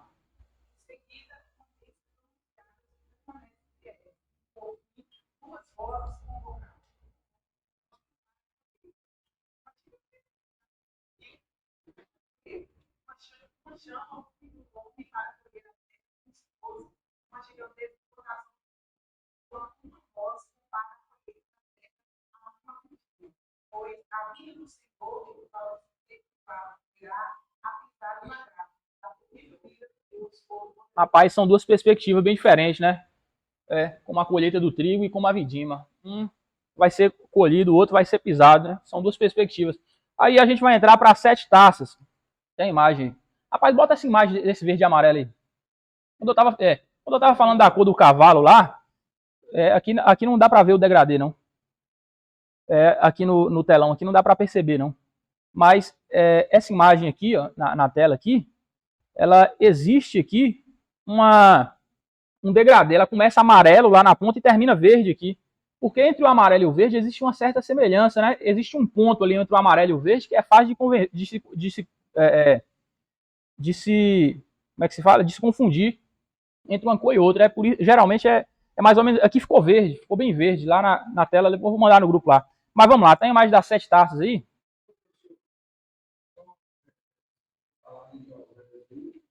Como uma prostituição, uma alegoria. Mas, do seu ponto de vista, você acha que a questão de hotéis é real ou é que Deus manda ele lá? Real. Aconteceu daquele jeito lá. Eu também tenho esse pensamento, mas eu já vi pessoas dele que isso aí foi simbólico. Rapaz, quem lê os profetas maiores e menores, geralmente quem lê os profetas maiores e menores, passa susto, né? Deus mandou Isaías fazer cada coisa, né? Isso? De rasgar a roupa para. Cada situação, de dormir tantos dias de um lado só. Então, mandar colocar o nome dos filhos. Inclusive, não tem nada a ver uma coisa com a outra, mas existiam. Isaías também ele colocou o nome de seus filhos baseado em profecias, tá certo? Inclusive, o Talmud diz que Emanuel foi um dos nomes dos filhos de Isaías. Ele colocou esse nome no filho dele também. Quando ele faz aquela profecia fazendo referência a Cristo, ele botou o nome do filho dele, né? E aí fazendo essa profecia de Deus conosco. Então você vai perceber que acontece isso aí. Deus mandava eles fazerem isso aí. Isso aí tem muito a ver com a cultura da época, né? A forma deles de entender as coisas, de tratar as coisas, tá certo? 7 taças, então, vamos lá? Mas Deus manda ele hoje, né? Rapaz, tem que ver aí se o cara faz, né? Tem que ver se o cara ainda faz o que Deus manda, né? Quem pode ler aí para nós? 7 taças. Assim como os 7 selos e as 7 convites mostram aspectos diferentes do Deus, agora mais uma dimensão do seu juízo. As 7 taças da ilha são semelhantes a 7 convites e aos 7 selos, mas também são diferentes. Pois bem, o tempo em que a ira de Deus não será mais parcial ou temporário, mas completa e permanente. Essas taças derramadas significam que a condenação divina também é definitiva e irrevogável. O juízo parcial, a terça parte das promessas, mostra que Deus usa os sofrimentos e males da vida como advertências para levar a raça humana a arrependimento e a fé. As taças da ira representam o juízo do poder que atingem a terra, especialmente as pessoas que receberam a marca da besta. Entre o sexto e o sétimo selo, e a sexta e a sétima vez, somos avisados da proteção do povo de Deus e da missão Deus para ele. Nas 7 taças não há interrupção entre o 6º e o 7º derramamento de punição. Olha pra você ver isso aqui, hein? Só resta a ira. Ó, ele está falando aqui de progressão. Quer dizer, antes era uma coisa mais branda, que foi se endurecendo. Lá, nos 7 selos e nas 7 trombetas, entre a penúltima e a última, né, houve ali uma pausa, houve ali alguma coisa, mas aqui agora nas taças, as coisas já não estão mais assim. A progressão está aumentando, né? A dureza da pena está aumentando. E aqui está sendo dito o quê? É para o arrependimento, o povo não está se arrependendo. Está havendo uma progressão da dureza e o povo não está se arrependendo até o que vem o fim, não é isso? Vamos lá? Só resta a ira. A grande Babilônia, símbolo de todos os que se levantaram contra o Deus do Altíssimo, cairá. Ao ser derramada a 7ª taça da ira, há novamente um grande terremoto acompanhado de relâmpagos, vozes e trovões. Apocalipse 16:2. Pois o fim chegou. A noção da ira de Deus nem sempre é um tema bem-vindo pelo leitor da Bíblia, mas um ensino evidente do Antigo e do Novo Testamento. A realidade do mal, da liberdade humana, a justiça e o anseio de Deus, e ter criaturas que, apesar de distintas dele, como criaturas, mesmo assim se relacionam com ele, em confiança e amor, tornam inevitáveis as noções da ira de Deus. O Deus justo é aquele que persistem em sua recusa na lei, de reconhecê-lo como Senhor. Deus deseja ver o homem rebelde ou as armas e voltar-se para ele. Deus agiu em misericórdia por todos os meios possíveis, a ponto de assumir pessoalmente por meio do seu Filho unigênito a pena que ele mesmo prescrevera para o pecado. Aquilo causa tristeza até mesmo no coração de Deus, mas ele não nos obriga a amar. Ele deu liberdade aos seus filhos e não destruirá a humanidade deles, tirando-lhes essa liberdade. Mesmo se seus filhos insistem com a teimosia em usar a liberdade para revelar contra ele. É incrível que, apesar da imensa misericórdia de Deus revelada em Jesus Cristo, existem pessoas que rejeitam a sua misericórdia. Nesses casos, o Deus fiel da criação e da redenção responderá fielmente de acordo com a sua própria natureza e palavra, dando a seus filhos e filhas rebeldes aquilo que insistiram com teimosia, isto é, a separação eterna dele. Certamente, enquanto a ira de Deus, este é o ponto alto do tormento e da desgraça. Está separado daquele que é a verdadeira fonte da vida, ser separado do seu Criador compassivo, e assim experimentar para sempre a morte eterna, que resulta da rejeição daquele que é a fonte da vida eterna. Todavia, não devemos negar nem lamentar a sabedoria de Deus em suas manifestações passadas ou futuras de ira. Nosso Deus, evidentemente, ama a retidão, a justiça e a misericórdia, a tal ponto que não tolera nossa tolerância covarde do mal. Não podemos destacar como insignificante o fato de que o céu não está em silêncio, nem embaraçado quanto ao mal é comido. O céu esteja com a justiça e com o juízo de Deus. Rapaz, é forte, hein, irmão? O céu festeja com a justiça e com o juízo de Deus. É uma palavra que algumas pessoas não estão preparadas, principalmente aí os professantes aí do evangelho da hipergraça, né? Que está pregando aí que você é o ponto fraco de Deus, que não sei o que mais lá. Essas coisas que a gente tem visto aí na internet aí. Tá certo? Um Deus que julga, um Deus que castiga o seu filho, não é isso? Para o corrigir. Você vai ver aqui o tempo inteiro, essa leitura aí foi feita aí, essa porção aqui, o tempo inteiro falando de Deus. Ele aumentando a progressão para corrigir, para dar oportunidade para que as pessoas se arrependam, elas se endurecendo e até a hora da separação, a perdição. A separação é assim. A Bíblia diz que aquele que habita no esconderijo do Altíssimo, a sombra do Onipotente descansará, não é assim? Olha só o que vai acontecer. Quando a gente fala de Deus, né, e do resultado final da nossa vida, digamos que estivesse chovendo lá fora, tá certo? Está chovendo lá fora. Você está aqui dentro, você está abrigado da chuva, sim ou não? Abrigado da chuva, não é isso? Pois é. Mas se você sair, é evidente que você vai se molhar.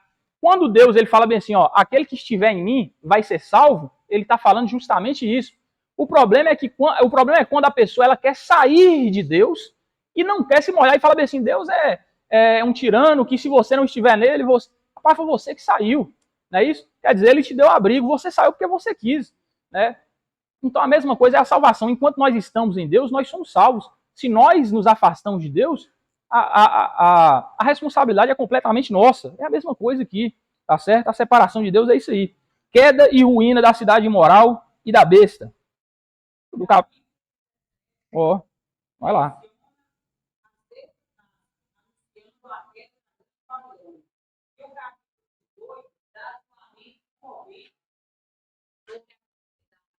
Que não cumpriu os propósitos de Deus para ela. Todas as produções de obras grandiosas são reduzidas a nada, porque ela fez prostituta e adorou a besta em vez de dedicar sua capacidade e energia a Deus e ao povo. Vamos lá.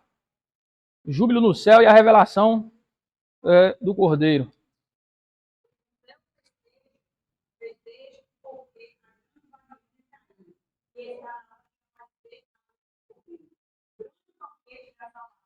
Parece como dividir em duas metades, né? Pelo menos 3 ocasiões anteriores. Vão agora a glória da santificação do Senhor. Todos eles pretendem uma gloriosa punição do mal de Deus. Aumentar mesmo dá não. Aumentar um pouco mesmo dá. Fidelidade para o Senhor por meio do sofrimento. Por isso, cuidado na salvação de mandar por Deus. Vestir-se de linho fino, porque estão chegadas as horas do povo. O céu está nele, e aquele cuja vida foi fielmente pedida desde os tempos antigos. O verbo de Deus, Rei dos reis, Senhor dos senhores. Surge para combater o inimigo de Deus. Tem um conflito sobre tudo e não é comum. Quando o Cordeiro diz com os seus as duas vezes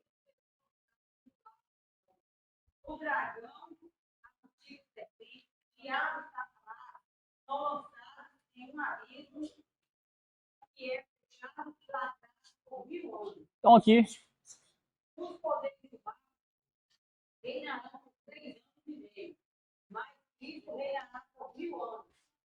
Os que morreram em Cristo serão ressuscitados para governar com ele. E o governo do direito de Deus sobre a terra é unificado. Um reino de 1000 anos é chamado milênio. O termo vem do latim, mil e anos, ano. E significa período de 1000 anos. Na Bíblia é em hebraico e siriota, em grego. Em muitas passagens do Antigo Testamento, o termo é usado em contagem, assim como no Novo Testamento. Às vezes é usado para referir a um grande número sem a pretensão de ser usado. A referência específica usada para criar o reinado de 1000 anos ligado à vida de Cristo, que se encontra em Apocalipse. vamos ver aqui que acontece aqui aquele período que finalmente, a gente falou lá, né, em 2 Tessalonicenses capítulo 2, que existiam duas ocasiões ali, né, a vinda do Senhor e a nossa reunião com ele. Aqui acontece finalmente a vinda do Senhor, tá certo? Lá na frente de teologia sistemática a gente vai perceber que passou-se um tempo aqui e a igreja estava nas bodas do Cordeiro com Cristo, tá certo? Acabou esse período, acabou o período da grande tribulação, acabaram-se os selos, as trombetas e as taças, né? Isso. Acabados esse momento aí, finalmente acontece a vinda de Cristo com os seus santos, né? Em Apocalipse 19, e acontece finalmente também a derrota de Satanás com seus anjos, e você vai observar aí que Satanás ele é trancado, enquanto que as bestas, né, da terra e do mar, elas são lançadas no lago de fogo. Perceba que lago de fogo e inferno são lugares diferentes, tá certo? O inferno também será lançado no lago de fogo, como a gente já comentou em outra ocasião. Agora, Satanás não, ele é trancado ali por 1000 anos durante esse período aí do milênio que vai acontecer o governo de Cristo. E aqui ele faz um pequeno contraste. Quer dizer, eles estiveram aí no poder perseguindo a igreja durante 3 anos e meio, mas a igreja não. A igreja vai reinar com Cristo ali durante todo o milênio. Os cristãos que foram perseguidos por eles aqueles que permaneceram fiéis e não se prostituíram com a infidelidade a Deus, eles foram mortos, mas eles ressuscitaram. Agora, as bestas, elas foram lançadas no lago de fogo, não tem mais volta. É uma batalha que para eles é perdida, e que para nós, soframos o que soframos, nós temos a garantia da vitória. É a melhor batalha que você podia entrar na sua vida. É uma batalha onde você sabe que você finalmente vai vencer, não é isso? E aí ele vai entrar aqui nessa questão do milênio, tá certo? Que tem aí a palavra em hebraico Elef e Shilioi em grego. A questão aqui é o seguinte, o que ele vai dizer é, o material bíblico não apresenta uma escatologia sistemática em que todas essas diferentes referências ao tempo do fim são organizadas em um só ensino. Por isso, na história cristã surgiram diferentes tipos de interpretação. Os estudiosos cristãos não querem elaborar uma doutrina sistemática, coerente, dos últimos acontecimentos relacionados. Então você não tem um texto ali, tá certo? Não tem um texto ali. Lá no livro tal, no texto tal, está falando exatamente como é que vai ser o milênio. Não tem esse texto assim, dizendo assim, dessa forma, claramente, especificamente, como é que vai ser o milênio. Então o que eles estão dizendo aqui é que pega-se aqui um texto daqui, outro texto ali, e aí você vai juntando as peças desse quebra-cabeça para você entender como é que funciona. E aí você vai ter o pré-milenismo e o amilenismo. Ambos acreditam que um milênio ou não existe, ou é simbólico, ou ele é um período de tempo, que não quer dizer necessariamente 1000 anos, pode significar qualquer quantidade de tempo, e que está acontecendo entre a primeira e a segunda, e a próxima vinda de Cristo. Eles pensam isso, tá certo? Agora, por que eles chegaram a essa conclusão? Voltamos lá para aquela questão que a gente falou, né? O fato de Israel ter ficado 1800 anos fora da Terra Prometida, e eles começaram a mudar o entendimento das profecias, porque eles começaram a fazer teologia baseado no jornal de hoje.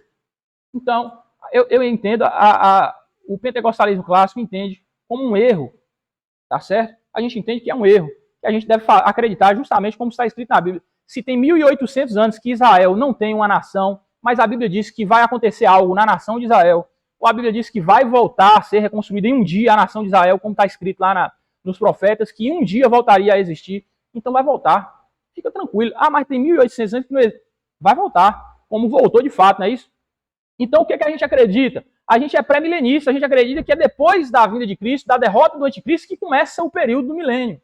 Tá certo? Então, tem essas coisas bem distintas. Arrebatamento, julgamento do galardão de Cristo, tá certo? Quer dizer, os salvos que foram arrebatados, eles vão receber os seus galardões, uns mais do que outros, obviamente, né? Como eu chegou a citar ali um dia desse, a gente tomou um café, que é evidente que eu, que fiz pouquíssimo, quase nada, não vou receber nem perto daquele que vai receber Paulo, que tomou chicotada, que tomou pedrada, foi jogado no lixo, Rapaz, o cara deu a vida dele por isso, né? Se fez escravo de Cristo. E cada pessoa vai receber de acordo com aquilo que mereceu, né? Que fez de bom ou de ruim na obra de Deus. A partir desse momento do trono de Cristo, dos galardões, começa as bodas do Cordeiro. Enquanto estamos na boda do Cordeiro, grande tribulação na terra. Acaba as bodas do Cordeiro, acaba a grande tribulação, nós voltamos com Cristo. O anticristo é derrotado, começa o milênio, Satanás é preso. E aí a gente vai progredindo nessa linha do tempo aí escatológica, tá certo? Então ele está dizendo o seguinte, não tem um texto específico, a gente vai montando o quebra-cabeça com a Bíblia. Vai pegar os trechos de Apocalipse e das profecias do Antigo Testamento, vide o livro de Daniel, os trechos de Apocalipse do Novo Testamento, Mateus 24, Marcos 13, segunda Epístola de Pedro, Epístola de Judas, Apocalipse, os textos de Paulo sobre a última vinda, 1 Tessalonicenses 4, do 13 ao 18, 2 Tessalonicenses 2, do 1 a 11, né, falando sobre o ano da iniquidade, os ensinamentos de Paulo sobre o relacionamento entre os judeus e gentios, do capítulo 4 ao capítulo 11, e as referências ao anticristo ou anticristo em 1 João. Você vai juntar, não é isso? Os textos bíblicos que falam acerca disso aí. Nossos interesses nas questões do milênio, ou seja, se a volta de Cristo ocorrerá antes do milênio, pré-milenismo, ou depois do milênio, como pós-milenismo, ou no amilenismo, é uma preocupação cujo valor é muito exagerado quanto à interpretação de Apocalipse. O que realmente importa para João é que os seguidores de Cristo, aqueles que sofreram as aflições e perseguições dessa época má, um dia serão resgatados pela vinda de Jesus Cristo, quando ele destruirá os poderes do mal. Está claro no Novo Testamento que a forma e a promessa da esperança futura devem exercer influência sobre nossa conduta presente e sobre a nossa dedicação moral a Cristo. Ele está dizendo o seguinte, importa muito menos se o milênio é pré ou pós, se vai acontecer, se está acontecendo durante ou se o milênio vem depois, Importa muito menos, por exemplo, do que no caso do arrebatamento, se é pré ou pós-tribulacionista. Tá certo? No caso do arrebatamento tem alguma importância a mais. No caso do milênio tem pouca. Tem importância sim, mas não é tanta que vale a pena, né? Muitas brigas aí. Agora, o que importa, o que o autor vai dizer é que o que importa nós sabermos é que Jesus ele volta. Sem sombra de dúvida ele volta. Na verdade, o objetivo de Apocalipse é incentivar os cristãos, a perseverar no presente, à luz do triunfo de Deus no futuro por meio de Jesus Cristo. A interpretação sobre o reino de 1000 anos, com a volta de Cristo, dada no comentário acima, poderá ser mais bem entendida na lição 3. É como a gente está falando, né? Um resumo aqui do livro. A escatologia, mesmo de forma sistemática, vai entrar agora aí na próxima aula, que já é teologia sistemática, escatologia. Logo após o término dos 1000 anos, o dragão deverá ser solto. Permite-se a ele mais um tempo para enganar as pessoas, mas de curta duração. Depois desse período de engano, no fim de 1000 anos, o dragão é recapturado e dessa vez lançado no lago de fogo e enxofre, onde já se encontram não só a besta, como também o falso profeta. O destino reservado para a besta e para o falso profeta, na volta de Cristo, é estendido também ao dragão, no fim do reinado de Cristo. Então ocorre o julgamento final, e os que não estiverem incluídos no livro da vida serão lançados no lago de fogo. Dá para abrir Apocalipse capítulo 20, do versículo 11 ao 15. Com frequência pensam que o capítulo 21 refere-se ao período que segue o reinado de 1000 anos, mas ele está mais provavelmente recontando a volta de Cristo do ponto de vista da noiva. Assim, temos indicações claras de uma repetição literária, assim como no capítulo 17 é uma recapitulação da sétima taça e da queda da imperatriz, a Grande Babilônia. Compara a linguagem de Apocalipse 17, 1 ao 3, que apresenta o derramamento, claramente uma narrativa repetida com a linguagem de Apocalipse 21, do 9 ao 10. O capítulo 21 recapitula a glorificação da noiva do Cordeiro. Aqui a revelação é contada da perspectiva da noiva. Se a noiva, ser noiva significa ser a cidade santa. Cadê? Isso, a Nova Jerusalém. Isso, vai lá, lê aí para nós.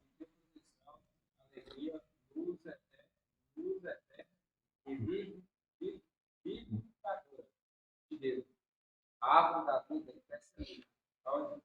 onde também flui o rio da água da vida.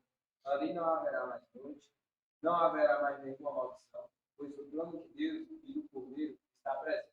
Ali seus servos servirão e reunirão com ele para todo sempre. É isso aí.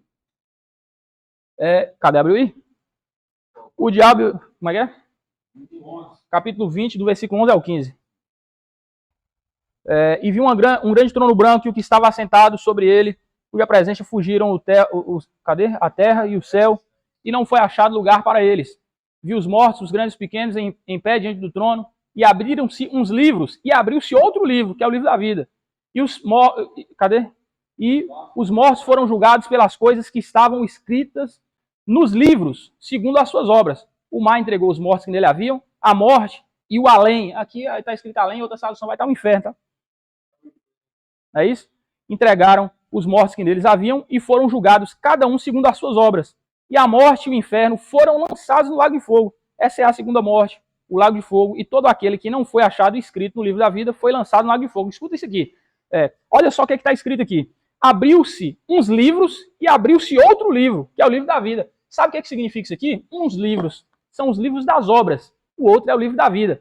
Ele abriu um livro e abriu uns livros. O que acontece? Ele abriu o livro da vida aqui e falou assim, Rui, deixa eu ver se está aqui. Tá, então vai para lá. É evidente que os nomes que ele vai citar lá não vai ser o nome dos salvos. Os salvos estarão com ele julgando nesse momento. Os nomes que ele vai pesquisar nesse livro aqui são os nomes que não estão. Eu falei aqui justamente que estava porque, né? A gente não vai, né? Mas vai aparecer lá. Abraão, não sei das quantas. Aí vai olhar lá, tá no livro da vida? Tá não. Então, abre o livro das obras. Bora ver o que ele fez. Por que é dessa forma? Eu vou te explicar. Porque nós temos aquilo que é chamado de santidade posicional. Eu já falei disso aqui, não já? Que é o quê? Diante de Deus, nós somos considerados ineputáveis. Inimputáveis, assim fala, inimputáveis, né? Quer dizer o seguinte, o cristão, ele até peca, ele até erra, Para nós, o pecado, ele tem que ser um erro, não um alvo. Isso, um acidente. A gente até erra. A gente até pode errar, vacilar, pecar. Isso não deve ser o nosso estilo de vida. Tá? Agora, nós somos considerados diante de Deus santos. Você já reparou que todas as epístolas são aos santos da igreja que está, aos santos da igreja não sei de onde, os santos. Por que ele é chamado assim? Se João, no capítulo 1, versículo 8, no capítulo 1 e versículo 10 da primeira epístola de João, ele fala bem assim, porque quem disser que não peca é mentiroso, e depois quem disser que não peca faz de Deus mentiroso. Ele está falando dessa santidade jurídica, posicional. Diante de Deus, nós somos considerados santos porque nós fomos lavados pelo sangue de Cristo. Então, o que ele está falando é o seguinte, o livro das obras está aqui, mas se o seu nome estiver no livro da vida, não me interessa, deixa aqui. Você foi lavado pelo sangue do Cordeiro. Você tem passe, pode passar. Tá certo? Agora, se não foi achado, bora julgar você conforme as suas obras. Aí, meu irmão, não vai dar nada de bom. Né? Não vai dar nada de bom. É por isso que tem esses dois conjuntos aqui. Então tem os livros das obras e o livro da vida. Se tiver lá, o livro das obras não precisa nem olhar. Mas se não tiver, aí vai ver lá como é que vai ser a sua situação, né? Se vai ser ruim ou se vai ser pior. Boa não tem. Vai ser ruim ou se vai ser pior, não é isso? Então vamos lá? Conclusão. E aí para nós aí alguém.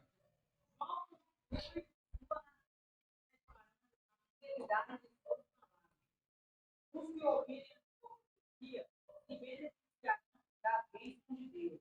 Os que desprezarem duas advertências serão deixados de lado das portas da festa na presença de Deus. João encerra seu livro orando pela porta do Senhor. As igrejas devem dar algumas vezes dizem: sou a ameaça do Senhor para perfeito a proteger desse sagrado de João. Não devem acreditar nem tirar nada das palavras de Deus.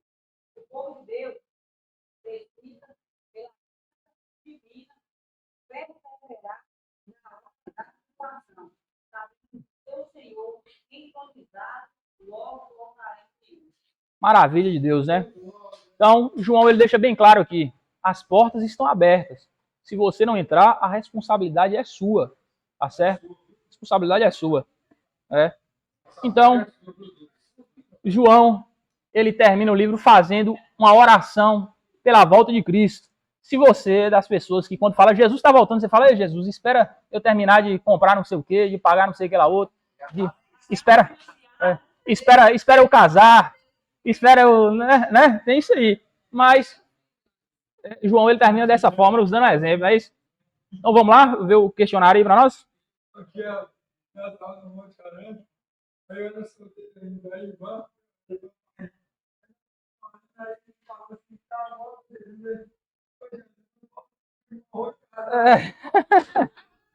Acontece isso aí. Acontece isso aí nas melhores famílias, viu? Joga lá também na negócio lá? 3A, 6, 8, 10, 6. Vê aí. Tá certo? Se errou aí, já corrige aí. Aproveita que... 9, 6, 10. Vamos lá então? Vamos encerrar?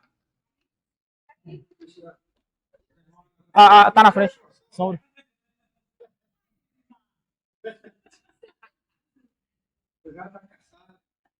Na palavra. Ó, mas não pega aí a cola aí e deixa de tentar responder não, hein? Vamos fazer a oração aí, eles vai falar umas palavras aí. Vou voltar aí um pouquinho. Pra gente fazer essa oração aqui. O pastor Rui aí, fazendo essa oração. Soberano Deus e eterno Pai, nós queremos render Senhor por mais essa aula que foi nos permitir participar. Eu peço, Senhor, que visite a mente de cada colega, que nós saímos daqui, meu Deus, melhores do que isso, compreendendo ainda mais a Tua palavra, e que possamos usar os ensinamentos para nossa edificação e edificação da Tua igreja. Meu Deus, nos leve em paz às nossas casas, nossos lares, em segurança, nos dando uma noite, Jesus, de rejuvenescimento, uma noite de descanso, permitindo ao Senhor um novo dia para te adorar e te glorificar, em nome de Jesus. Amém. Então, pedir.